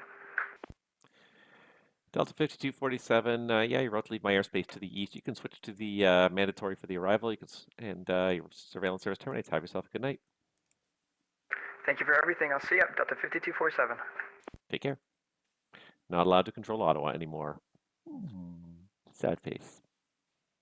Because I thought that it was such a good thing. Like you could do airliner flights between Toronto and Ottawa. It's a very reasonable, like 36 to 40 minutes in the air. Very reasonable flight length, and you could have control at the whole way. But nope, that privilege was taken away. Seems foolish.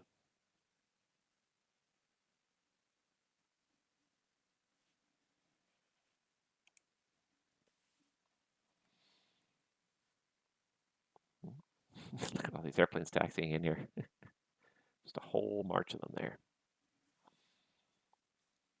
Toronto's probably not even in the top 20 right now for airports on this network. Though we were doing good for a while there. Not even close. Salt Lake City's also. Oh, actually, no, we're at number 19 on the network right now. It's not bad. When you consider how many hundreds of airports are out there, it's not bad to be up at number 19. We actually probably were doing even a little better earlier. Not competing with Denver by any means, but still doing pretty good.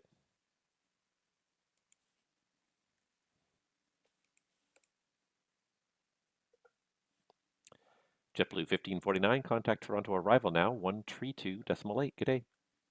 132.8, have a good day, JetBlue 1549. What's weird is to not see Boston Center on a Friday night. That's an odd one. They're on all the time. Weird to not see them.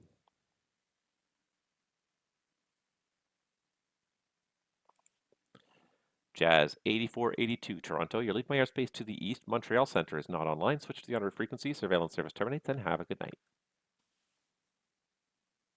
First change over to Unicom, there's 8482, isn't it? Good day. It is just a bit of a quiet evening on the eastern part of North America. Really, there's no, the easternmost artsy that's online is Atlanta, followed by Minneapolis and Chicago. But then like everything like west, it's a solid block. Everything west of the Mississippi anyways is a solid block of ATC, except, oh wait, actually as I look here, Houston's not online. That's the other one. But like with the Denver going on here, all the adjacent artsies are also online. And just looking at the number of airplanes that are aimed at Denver right now, holy crowley. But on the other hand, like Denver's an airport that can do that. They've got like 4 parallel runways that they can use for arrival. I mean, you could probably only use 2 at a time, but still, you can definitely have parallel arrivals going on there. So you can have a pretty good average arrival rate, because then you can have 2 different runways. You can have the other 2 runways that are not parallel for the departure. So like you can maintain a really solid arrival rate. They can probably do a good 130, 140 arrivals an hour if they really want to. I would, maybe not 140. They can do at least, I would think, 120 an hour if they really try. Certainly 120 ops an hour, 140 ops an hour, probably. Maybe 100, maybe more like 90 arrivals an hour. But let's see here. What am I looking for here? Let's just do this for a second. Because if I put that up there, there you go. That's what I was looking at. Was Denver is the center of the world. Yeah, that is crazy. That is a lot of airplanes. Yeah, exactly. That's what happens when you host an FNO. Exactly.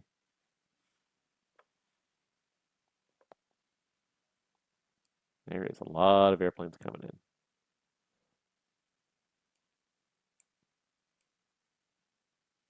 Not even that any airplanes. Toronto Center, hello, Air Canada 275, flight level 250, descending to cross Fingal, flight level 190.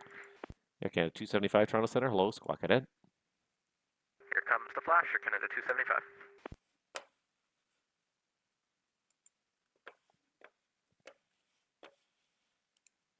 Air Canada 275, thank you. Identified at 242. Toronto information is Lima, runway 24 left, descend 1000 on altimeter 2933. I checked, we've got Lima planning ILS 24 left, down to 11,000, 2933, Air Canada 275. And Singapore 24 requesting frequency change. And Singapore 24, I was just getting to you there. You can switch on to frequency, surveillance service terminates. Have yourself a good night. Have yourself a good one, Singapore 24. Take care. See ya. Take care.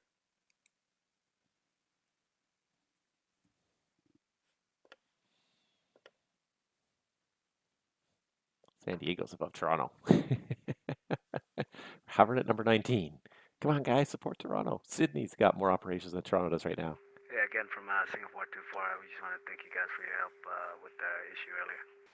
Singapore 24, no problem. Anytime, we're happy to help out. Have yourself a good night. Take care, brother.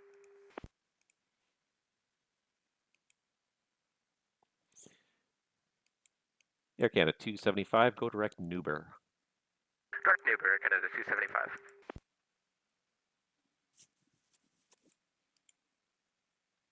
FedEx 1233 Heavy, Toronto, descend 7000, Toronto, altimeter 2933. Out of 7,000, QNH 233, FedEx 1233. Air Canada 371 Toronto, you're leaving my airspace to the west. Winnipeg's not online, switch to the on-route frequency, surveillance service terminates.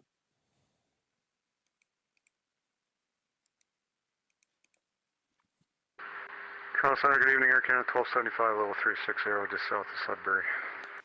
Air Canada 1275 Toronto, squawk code 0552. 0552. How long has this guy been on there? I didn't even notice him. Air Canada 371 Toronto.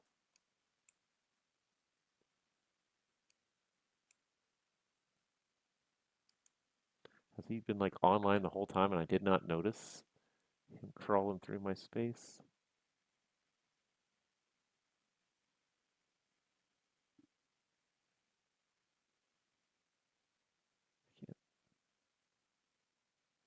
Can't read that from here. Screen's just too far away. No, he just showed up online 1 minute. Okay. So it's not just like I didn't notice him, because I might not have. He's just kind of up between the boundaries there. Air Canada 1275. Heavy identified flight level 360. Welcome. Cheers. Ooh, I got a Challenger out of Kitchener. The good old K-Dub. I better get Natus up in the K-Dub. What do we got? Let's see here. CYKF. Let's check the real world, see what they're doing. And they are saying information Lima. They're operating runway 26.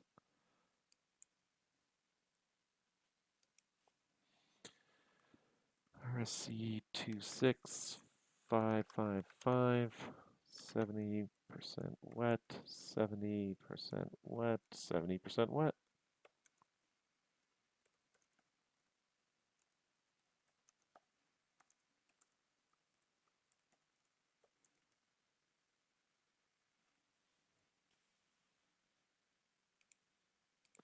All right, so that's information Mike.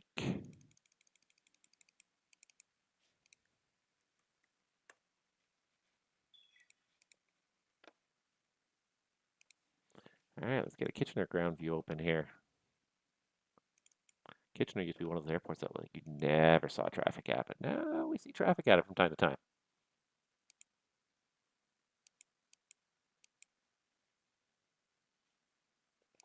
Going to Halifax from Kitchener. But it's like the traffic is petering out faster than it's building here. Everyone's going to Denver. Oh well, what are you gonna do?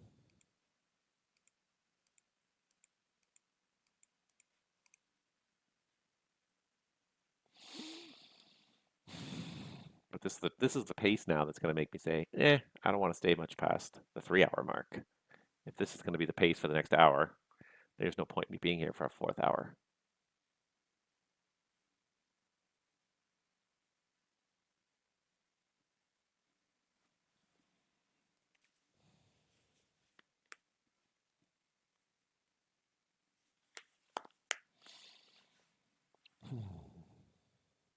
It was interesting, though.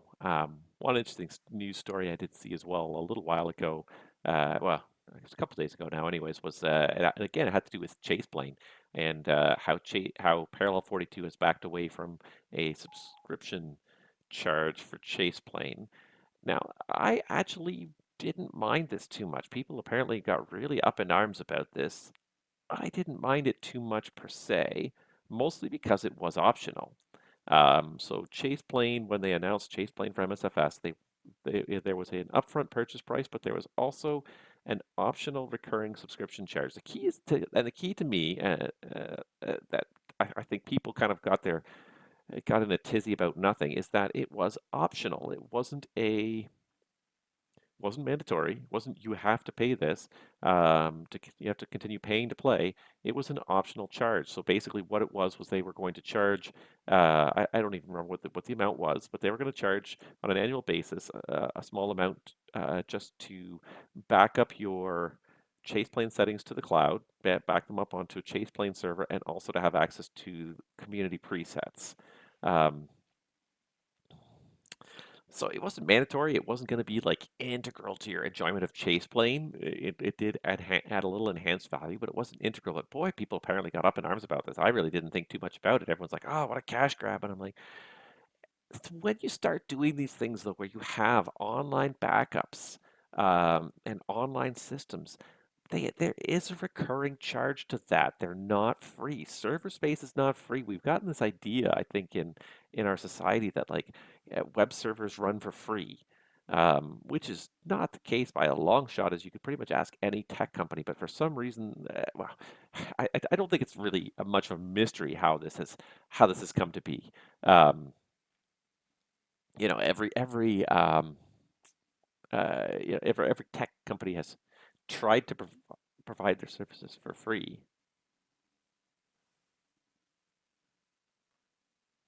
Which one? CFC, that's CanForce.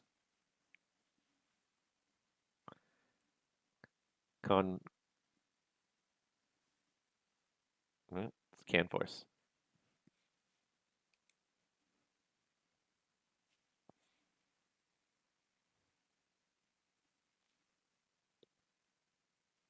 Um,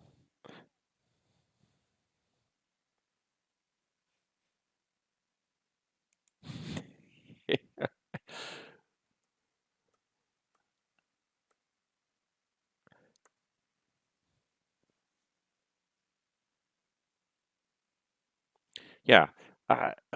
We've gotten this idea that everything on the internet should be free all the time because many companies start by giving their Toronto stuff away for free and then charging Maple afterwards. 435 is at Waterloo looking for the IFR to Halifax. And let's see here, Maple 435. Is that Charlie Foxtrot Charlie CanForce 435? All right, Maple 435, you're cleared to Halifax via the Waterloo 3 departure and your flight planned route depart runway 26 squawk 0554. Alright, clear to Halifax via the Waterloo 3 flight plan route, departure runway 26 squawk 0554, Maple 435. Maple 435, thank you. That readback is correct. The Waterloo information is November now. Give me a call when you're ready for taxi. Wilco, and we'll get the ATIS for Maple 435. Third Center, this is Canada 095, flight level 390. Air Canada 095 Toronto, good day. Squawk ident.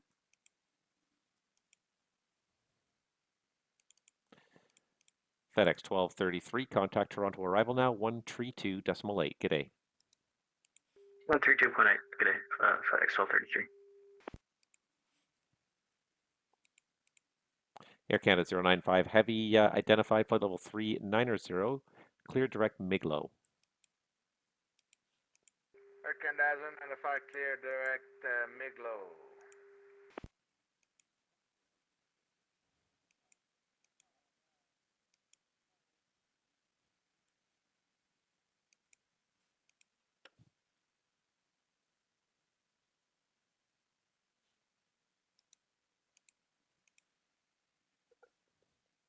Air Canada 275, contact Toronto arrival now, 132.8. Good day.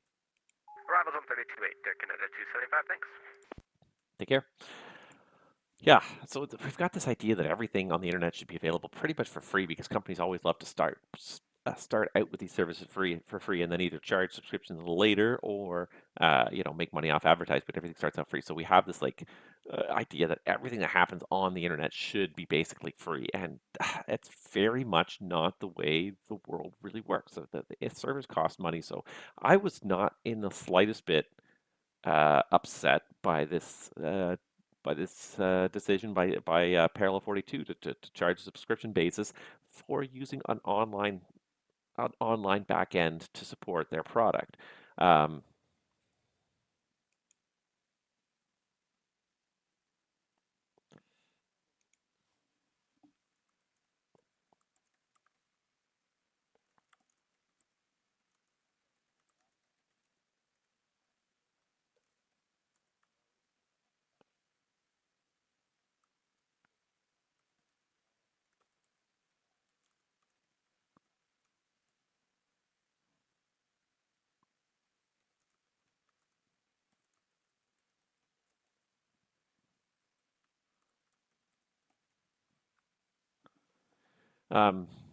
Yeah, so we got this idea that everything should be free. So to me, if you're going to provide a service on the back end, where it's a continuing service and you are, providing some server storage space, then there's a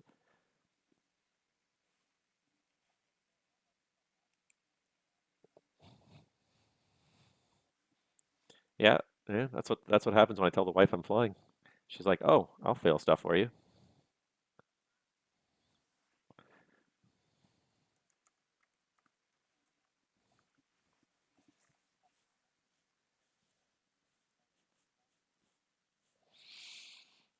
Um, yeah, so I found it weird that like Parallel 42 got as much backlash. I understand some of that backlash because there is way too much subscriptionism in the society where there are companies that want you to pay for things perpetually without even providing anything for it per se. So like the car companies that are like, we want you to subscribe to the heated seats that are in your car. That's different. That is so different because like you've already paid upfront for that hardware. That hardware is in the machine that you supposedly own this machine, but you're not allowed to use that hardware. That is a very different situation than a company that is providing on an ongoing basis a service. And especially because it's optional. Like that was the other thing too. Like you could determine the value of it and is it worth it to you? Um,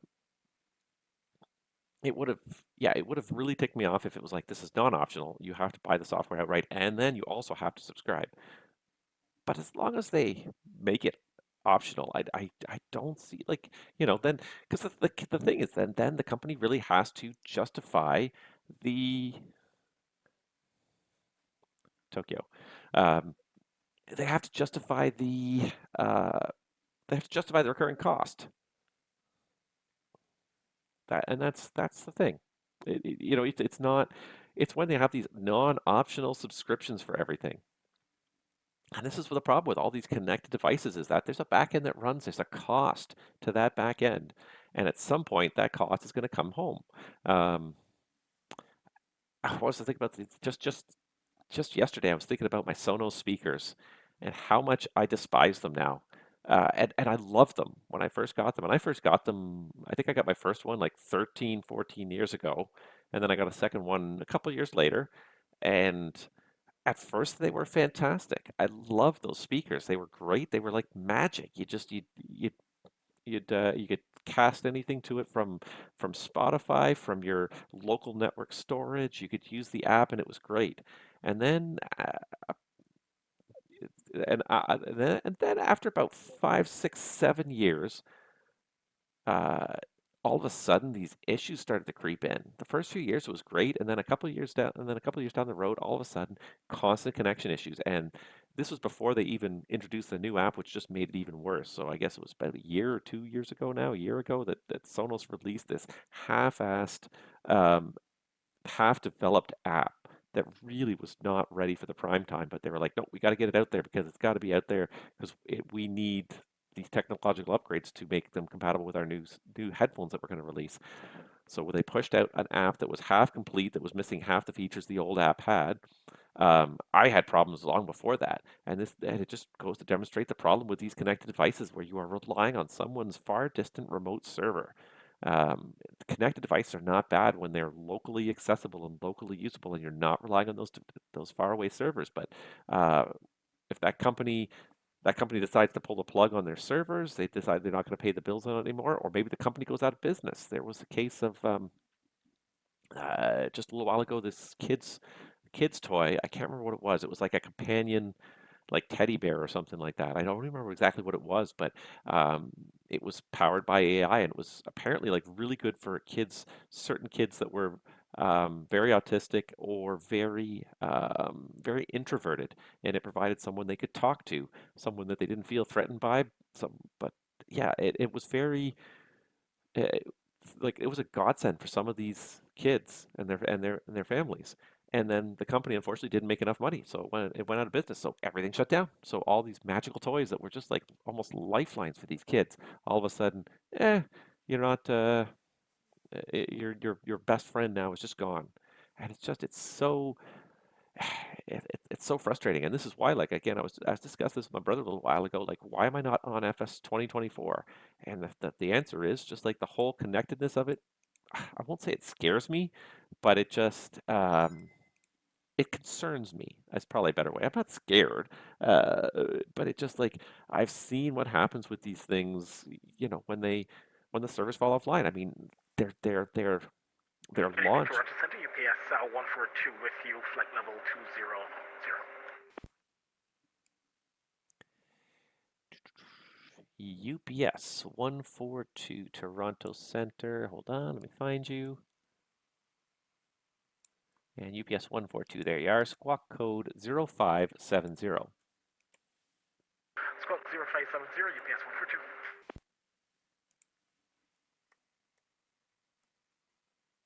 Toronto Center, Canada 703, descending via the Link 3 at flight level 260. And Air Canada on the Ling. I'm sorry, I just missed the flight number. Say it again. 703, Air Canada 703. Air Canada 703 Toronto Center. Hello, squawk code 0526. Squawk 0526, Air Canada 703.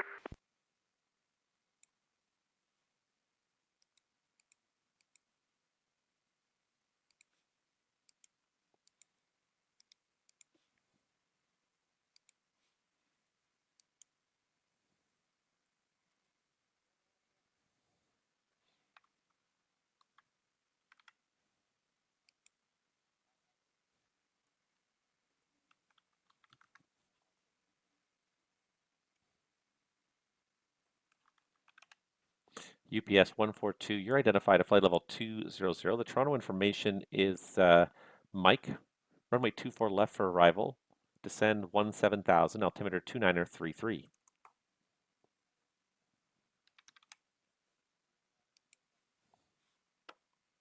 Descend flight level 170, expect 24 left. Altimeter 2930, UPS 142.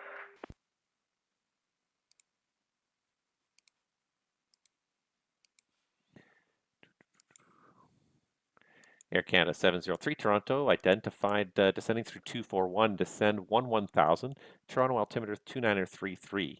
Information is Mike, runway 24 left. Descend 11,000, Air Canada 703.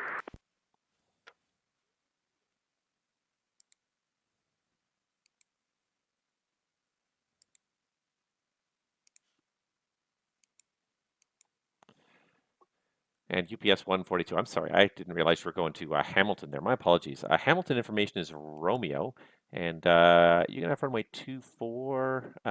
You can have any runway you want, really. The wind's right now 213, gusting 20. Roger, stand by UPS 142.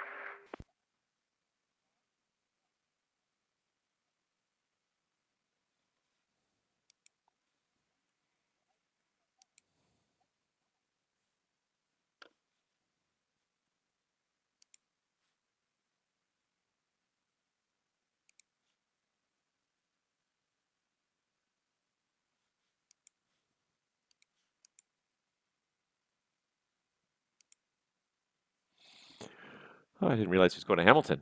A change. Toronto Center, Air Canada 414, pass in 12,000 for 310. Air Canada 414 Toronto, good day. Climb flight level 310. Continue 310, 414.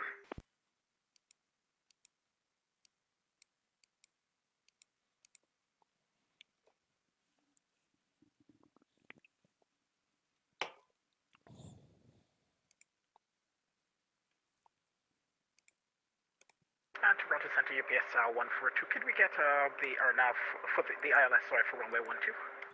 UPS 142, no problem. You can plan the ILS runway 12. Descend 7,000. Hamilton altimeter is 29er32. 2932, descend 7000, UPS 142.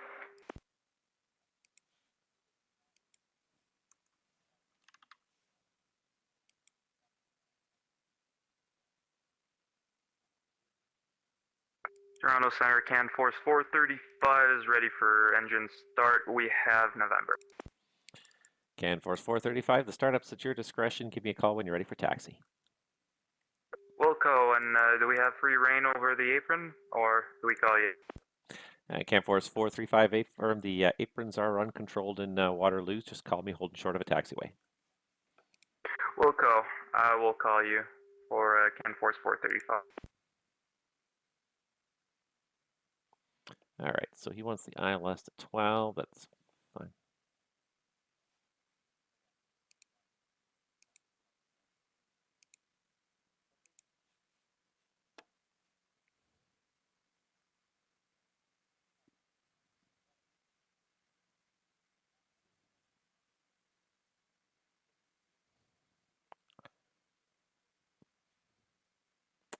I'm trying to do here?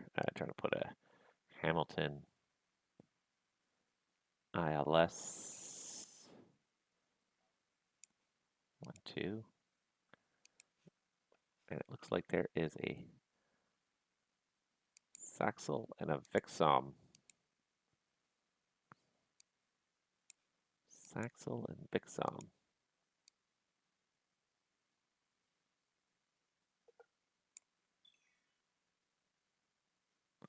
All right, Saxel.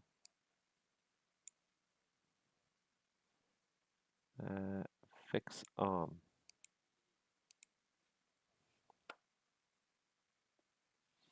Air Canada 1275 Heavy. Contact the Minneapolis Center now. 133.4. G'day. 33-4 for account 1275 Heavy, see ya. See ya.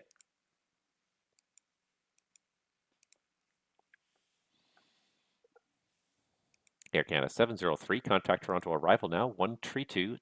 G'day. 152.8, thank you for ATC, Air Canada 703. He's only an ATR, so he's going very slow here.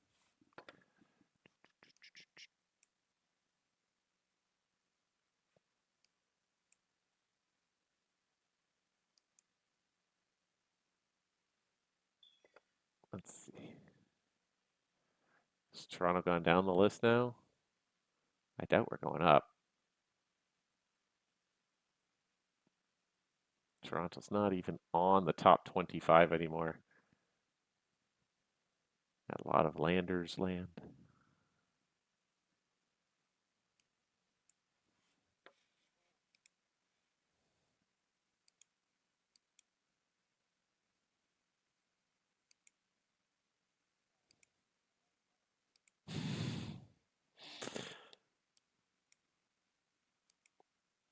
Okay, so he's going to be there at 131. He's going to be there at 136, so that'll be fine. I was a little worried that this guy wasn't going to get eastbound fast enough. This guy was going to catch up to him, but no, he's got a pretty good forward speed already, so they're not going to catch him.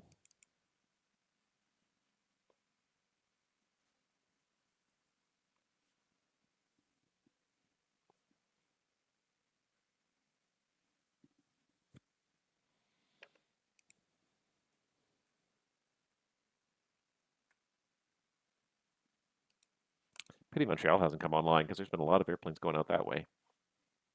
More so than I think almost any other direction.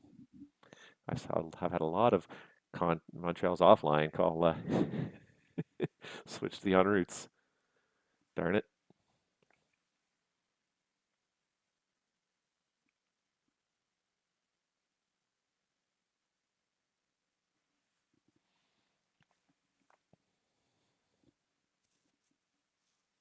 Toronto Center, WestJet 2543, very good evening. Flight level 370, ready to descend. WestJet 2543, Toronto Center. Good evening. Squawk ahead.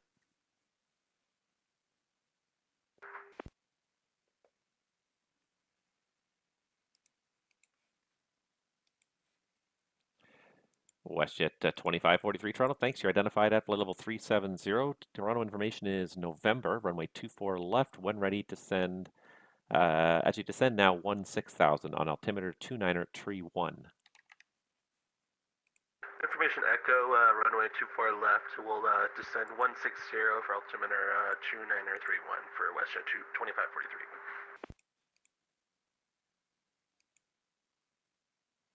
Sweet. I love it when people call me ahead of time. Love it when people call me ahead of time. Hate it when they wait till the last possible second. I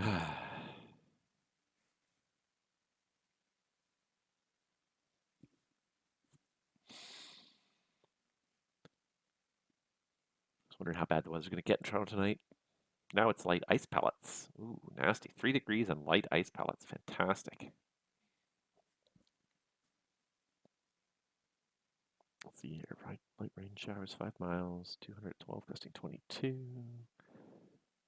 Looks like it's going to be, next couple hours, it's already going to peter out. It wasn't a very long-lived weather event this evening.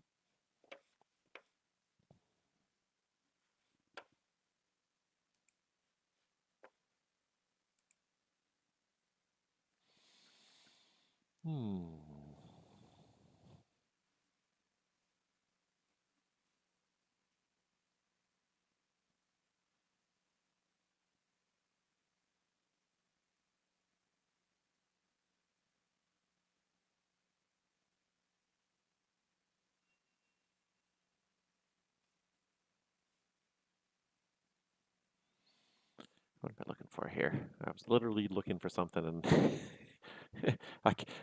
you can't help but get distracted sometimes in this life. Oh, for crying out loud. Software that makes it difficult to log in, too. So exasperating. And this is a real problem that companies have to deal with, is making systems secure while not making the security process onerous. Because when you make the security process onerous, people either try to find shortcuts or just avoid it altogether.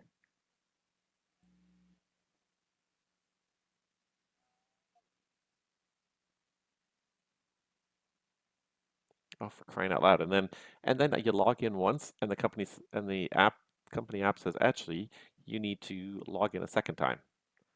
The app has to restart, and you have to log in a second time, and this happens all the time now. And then people wonder why, like, did you not check in on the app? It's like, no, because it's frustrating to try now for the third time. I have to log in to this app just to. And you wonder why people don't want to use these apps. And then you've got to use the multi-factor authentication on the third try. And Toronto Center, Can Force 435, still with November, short of Bravo. Ready to go, runway 26. Can Force 435, Toronto, runway 26. The information at, let's see here, Waterloo is now Oscar, altimeter 29er. Taxi Bravo Alpha, cross runway 14. Bravo Alpha, cross 14, and altimeter 29er for Can Force 435.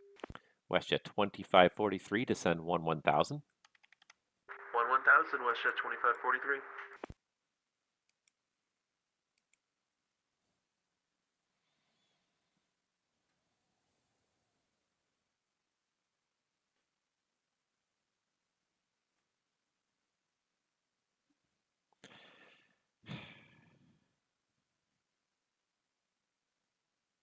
When you make things hard to use, people just don't want to use them. They find other ways around, or they just don't use them at all.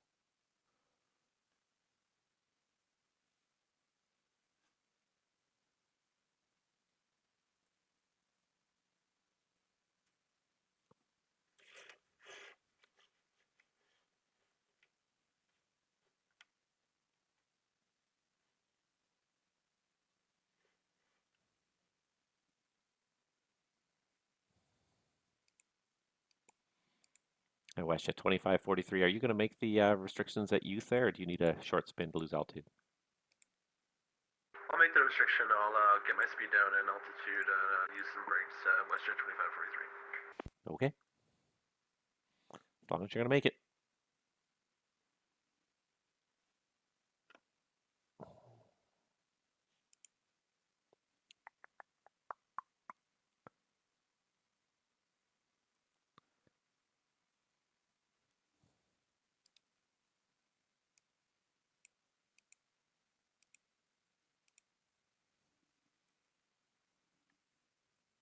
UPS 142, descend 4000. Descend 4000, UPS 142.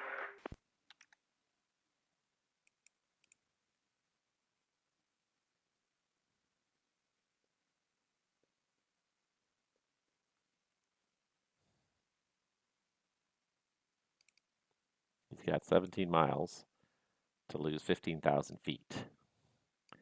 I feel like he's not going to do it. WestJet 2543, vectors for descent, turn right heading 090. 090, WestJet 2543, sorry about that.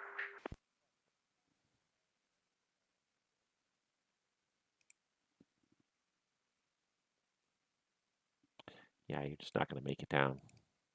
You're not going to lose 15,000 feet in 15 miles. There's just no way.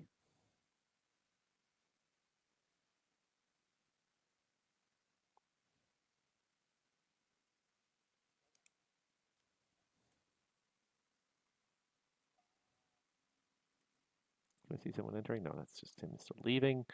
Making sure I'm kind of keeping awareness of what's going on.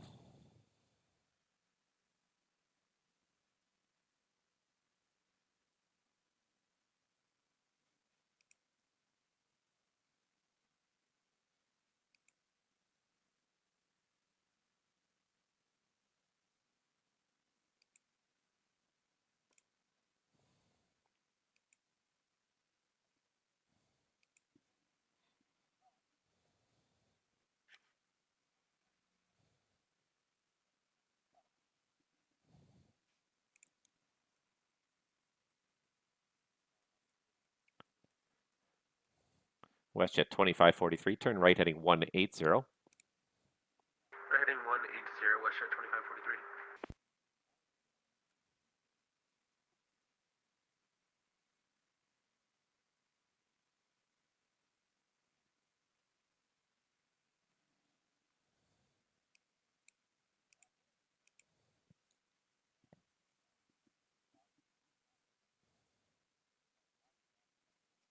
What kind of animal are we talking about?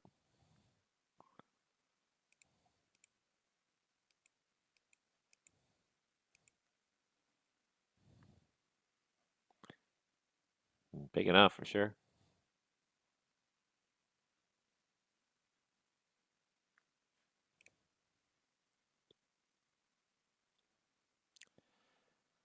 CanForce 435. Contact me once you're airborne. The wind's 220 at 12. Clear for takeoff, runway 26.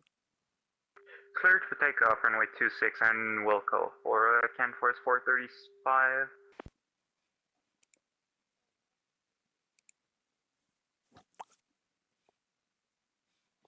WestJet 2543. Continue the right turn, heading 270. 270,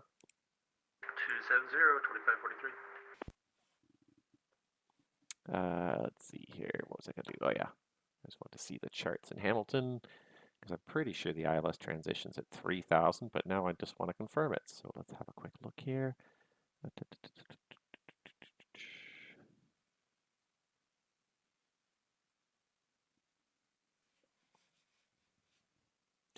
UPS 142 Toronto, descend 3,000, cleared ILS approach runway 12 Hamilton, VATSIM transition. Descend 3000, cleared for the ILS, runway 12 approach, VATSIM transition, UPS 142.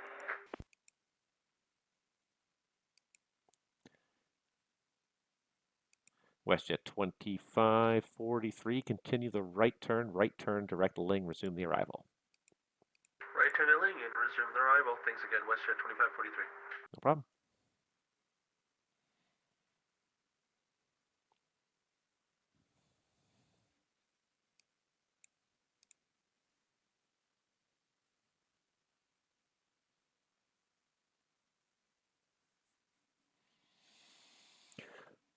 Well, should I continue or should I stop in a half an hour?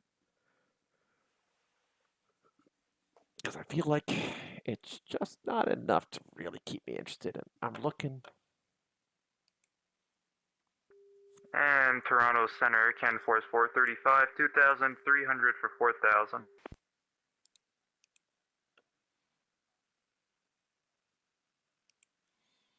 CanForce 435 Toronto, thanks. Identified, climb 1,000. 1,000, CanForce 435.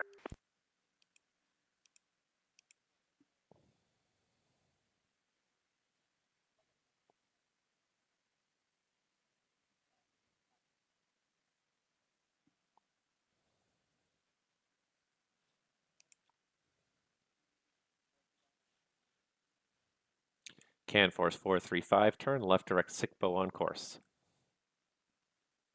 Left direct Sikbo on course, and apologies for the the departure there. No problem.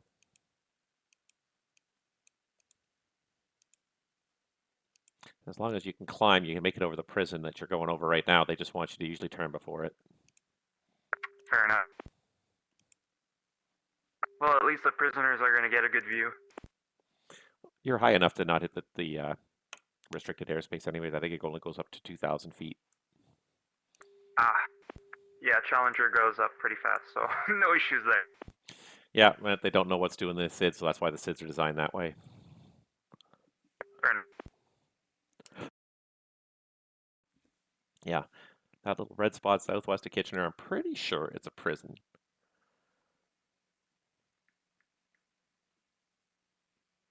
Center Air Canada 414, descending in about 5 miles. And Air Canada 414, you're just leaving my airspace to the east, so switch to the frequency. Surveillance service terminates. Montreal's not online. Have yourself a good night. Alrighty, we'll go over to Unicon 414, thanks. Bye. Good night.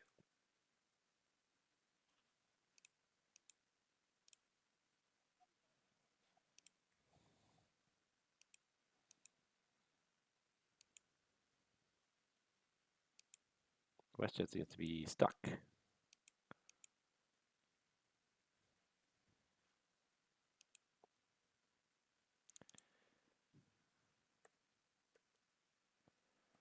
CanForce 435, climb flight level 390. 390, CanForce 435. Arrival from center.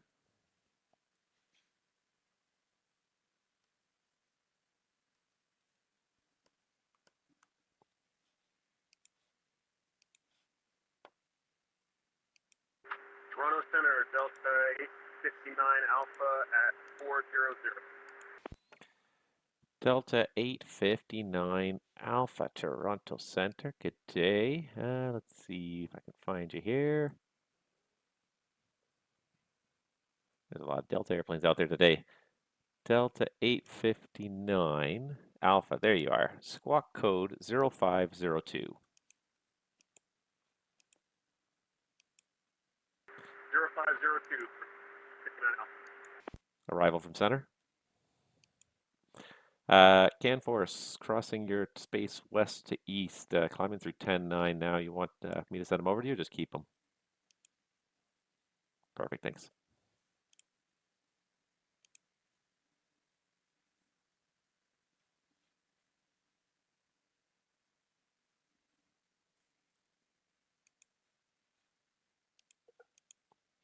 WestJet 2543, contact arrival 132.8. Good day. 1328 for WestJet 2543. Thanks, see ya. Oh, he said I'll get down. I'm like, you have 15 miles to lose 17,000 feet. I don't think you're doing it. Also, Toronto Center, Delta 859 Alpha. Can we get flight level 430?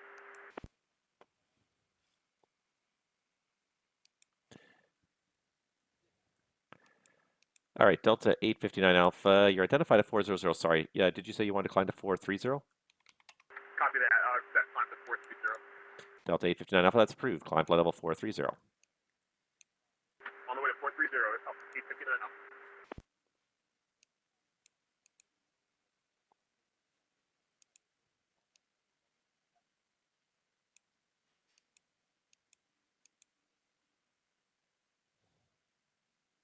Toronto Center, JetBlue 120, 11.8, 423. JetBlue 120 Toronto, good day. Continue climb flight level 350. Up to 350,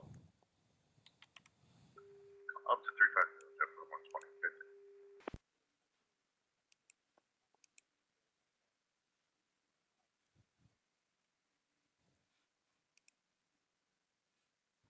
If you want robots, go use the AI traffic systems. If you want human beings, come visit us.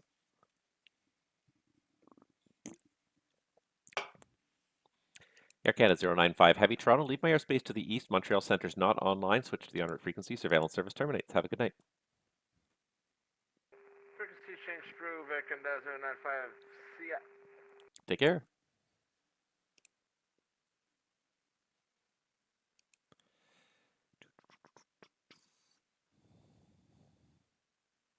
CanForce 435, reclear direct Olaba.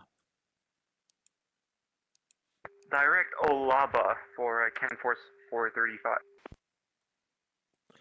Really feel like Toronto's petering out here for the evening. Surprising for Friday night, but I mean, I guess everyone's going to the event.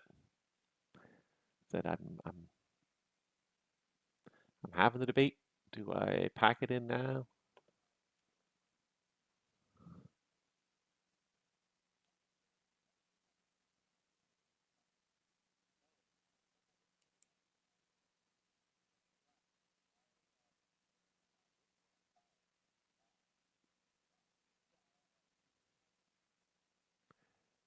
Aircraft.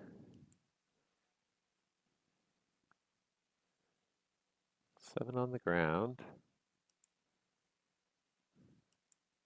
9 arriving. There's still a lot of arriving aircraft for Toronto, but where are they all? Because I feel like they're not close.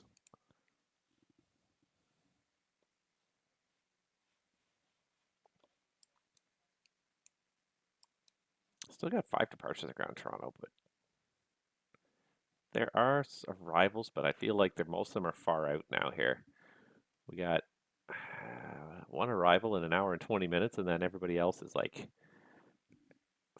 there's a couple in like 3 hours coming from the coasts, and then there's like coming from overseas, like 8, 10, 12 hours out. I'm not sticking around for those guys. I really feel like I don't know if I have the patience to go all that much longer.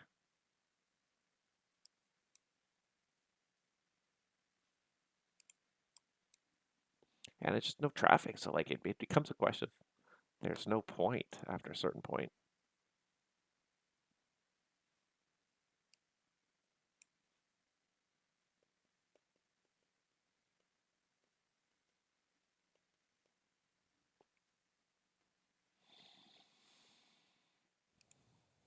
Did I bring up the Hamilton charts yet? No, I did not. Let's do that now. Since the guy's turning final for Hammer.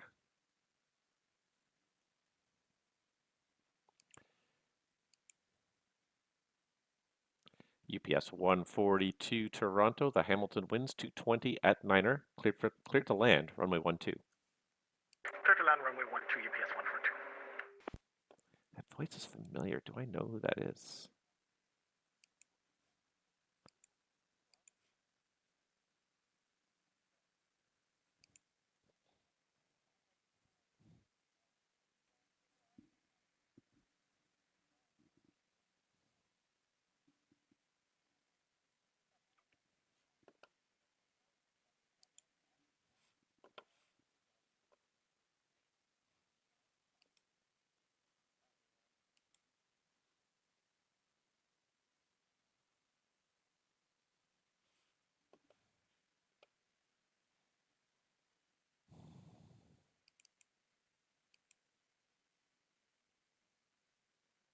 Maybe this is me, but Air Canada 95 looks like he's off course there. I think that's the arrival. Maybe not. Maybe Air Canada 414 is off course.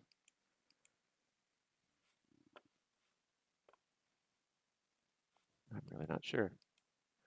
I wonder if I can figure it out. I know that Navigraph had said they were going to have VATSIM traffic available on their charts. I haven't seen it, but I haven't been... Oh, never mind, I found it. I just haven't been turning it on.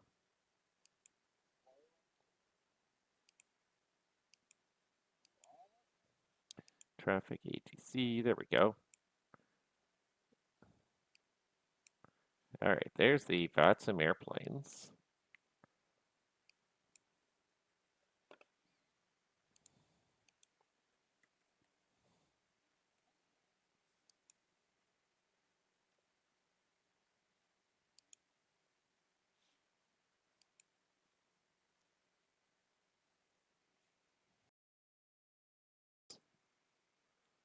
Thanks. All right, so I did figure it out here. It's fun when you can figure out how to use these resources to your advantage.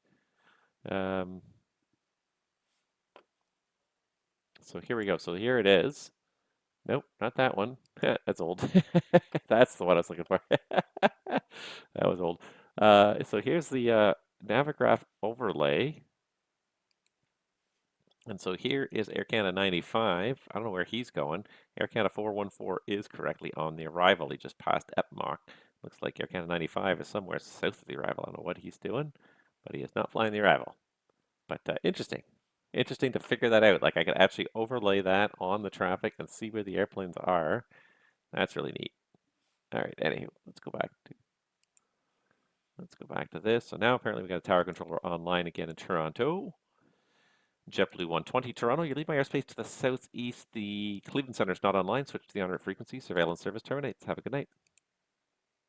Over to advisory, South JetBlue 120. Thank you for the service. No problem. Have a good one. All right, ATR landing. UPS.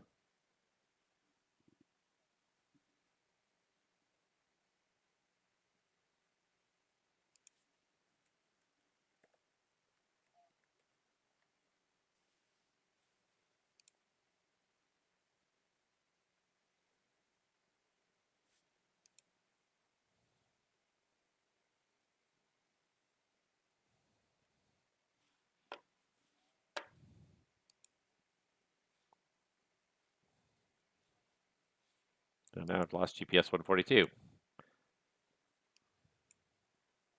Something happened on final there.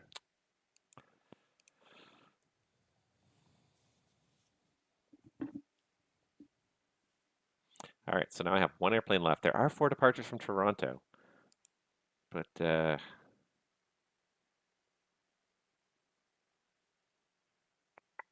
yeah.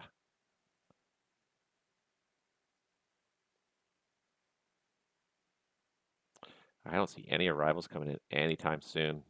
I feel like I'm going to bail in 20 minutes. I feel like I'm going to go the 20 minutes here, and I'm going to bail because I just feel like there's not much happening. There's really very little happening. It's nice to see the few things that have happened. We did have an airplane land in Hamilton. I cleared him to land. Then he vanished off the side of the runway, so maybe I should call the fire trucks on him. I had one departure out of Waterloo, and that's great. And he's going. He's on his way to Halifax, so he's going. But yeah, like I am. There is just so little going on in this FIR right now. I'm just losing interest. There's not much to talk about. There's 4 departures. I'm just going to get them going here. See where these 4 departures going. One's going to Hong Kong, 2 to Heathrow, and 1 to LTFM. I feel like that is Istanbul because it is Turkish. But like, you know, I'm not going to do much, say much, talk to these guys much. Like I'm losing interest. What can I say? It was fun. I'm glad to kind of get my hours up there a little bit because my hours have been down a little bit this month overall. But I think as a live stream, this is quickly losing any interest. I feel like, yeah, we're just about, I feel like I'm going to pack it in and I'll find something better to do with my time. I might go back and start working on my Airbus videos because I was working on them earlier. I'm not going to work on them right now because the video editing software takes a fair bit of processing power and the, you know, obviously controlling is not very much, but streaming and encoding video is a fair bit. So I don't want to risk compromising that and working on that at the same time. But especially because a lot of the videos are like really, they're pretty intense. I actually like what I found I had to do.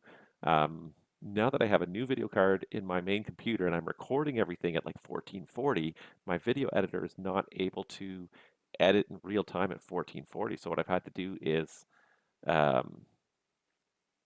re-encode the videos at a much lower bit rate. And so I've actually re-encoded them at 720 just for the purposes of editing.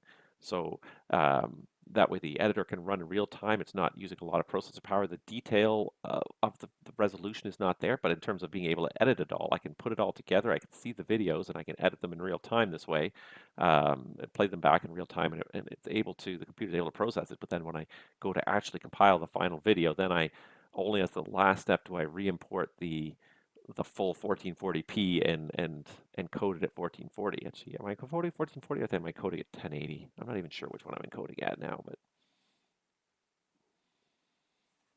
but anyways, yeah, like I could do the encoding because the encoding doesn't happen in real time. But when you're trying to edit videos and it's chunky and sporadic, choppy when you're trying to play it back, you really can't see and get a good sense of how it actually looks and feels and sounds. So, anywho.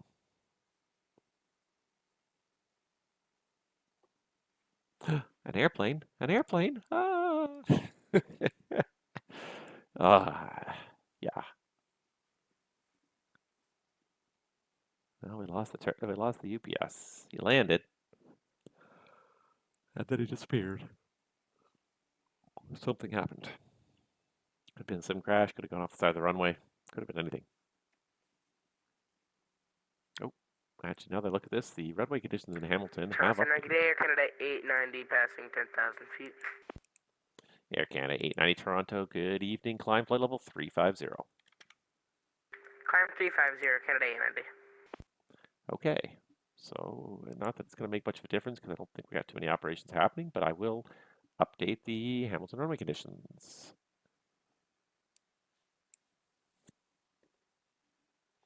All right, so RSC runway 12 is now 555. And it's now 100% wet. At least the temperature's above 0, so it's going to stay wet. It's not going to freeze on us here. Oops, it's me. And then RSC24 is the same. So I think what I'll do is I'll just copy that. And just change the runway number. Easy peasy. Right? Easy peasy lemon squeezy.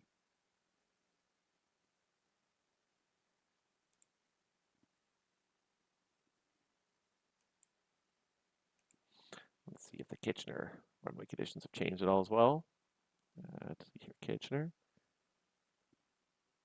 Still calling it 70% wet. What about city center? Because I have an ATC still in city center. 100% wet.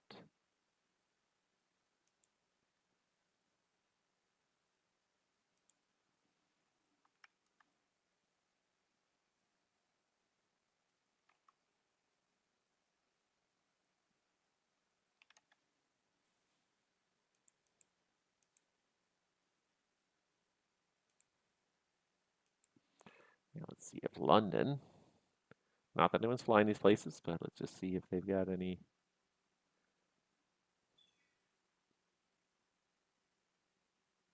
I got nothing.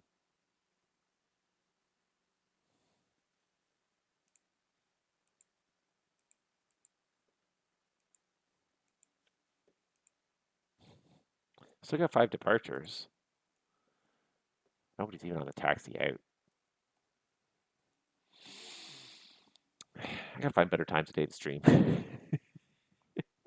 Earlier in the day, I should have streamed earlier in the day. I was working on my video earlier and I thought, oh, I'll wait till the evening. Friday night, that's when we'll lure in the traffic. And the first 2 hours were pretty good, especially the first hour was pretty good.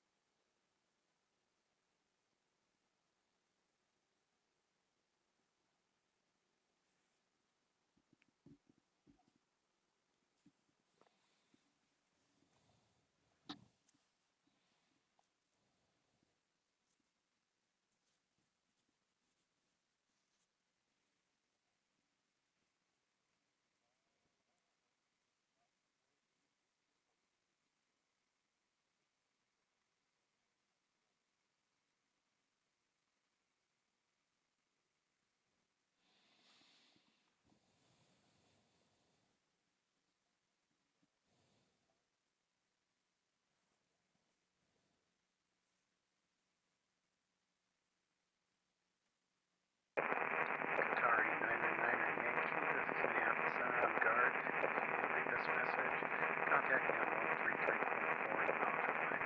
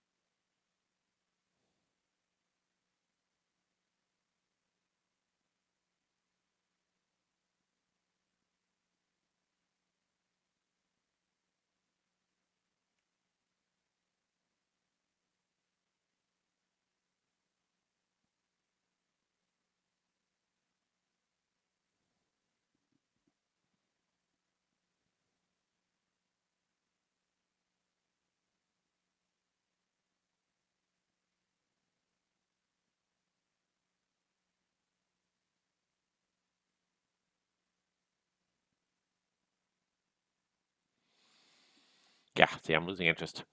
Losing interest altogether. They got one in the taxi out now. That's good. Got a second one kind of coming in there. But yeah, losing interest altogether.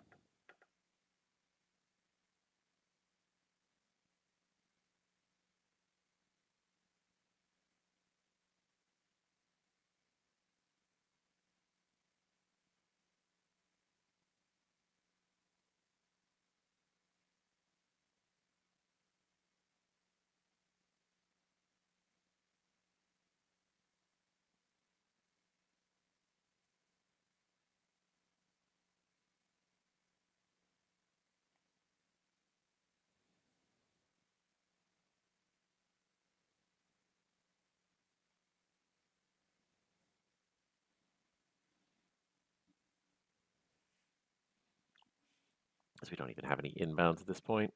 Nothing that is anywhere close to landing.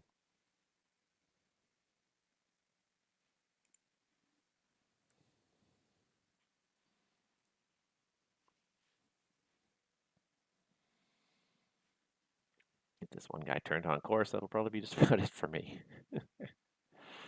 Yeah, and you can tell, like I've lost that tempo, I've lost that interest, and if I was doing more, and I'm not complaining that other people are online because I'm happy to share the skies, but there's not enough traffic to really. Oh no, he turned the wrong way. Ah, buddy, what you doing, man? You gonna do a 777 departure from Bravo? Really? I mean, I guess you could if you got the numbers. It's still like 8,000 feet, maybe. That's about 1.5-ish. Yeah. Yeah, you'd be about 9,000 feet. I mean, yeah, you're probably doing a triple. Is he backing up now? Yeah. You just gotta laugh at the sim world. Just put it in reverse, man. Just put it in reverse.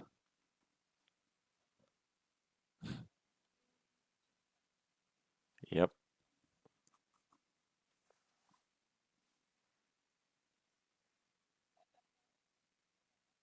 Well, he just did like a quick. You should have seen the speed of that sidestep. Probably the main bogeys went off in the grass on both sides of the S turn there.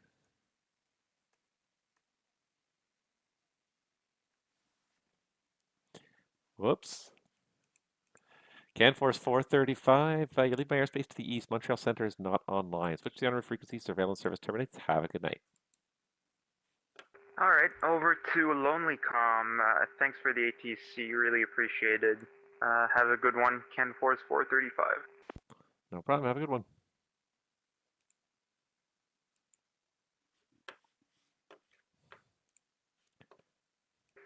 Air Canada 890, requesting step away for 2 minutes. Air Canada 890, that's approved. Let me know when you're back. Blueprint back, Air Canada 890.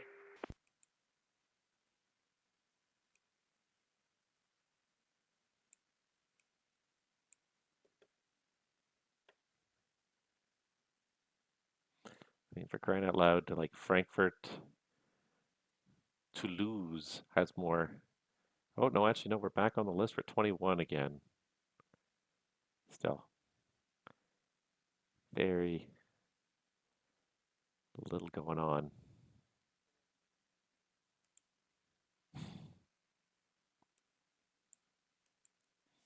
I'm sorry, did you just call them a loser?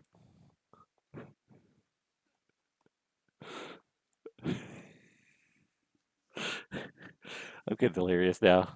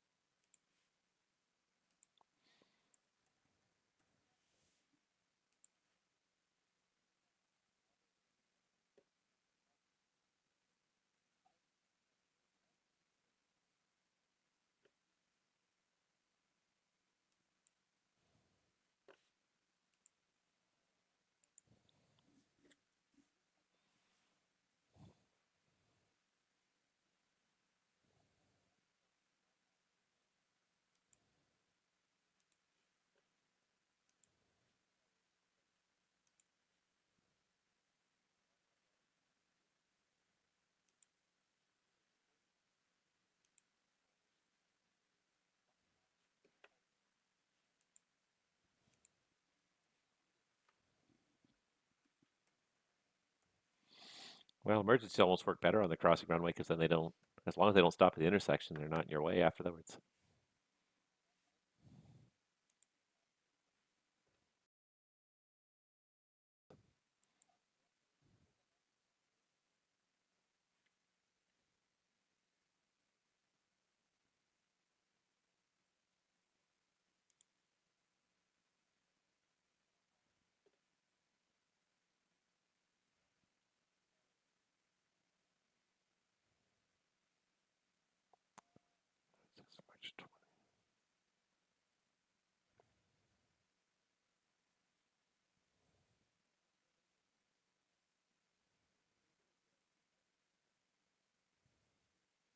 Air Canada 890 back in the cockpit. Air Canada 890, thank you.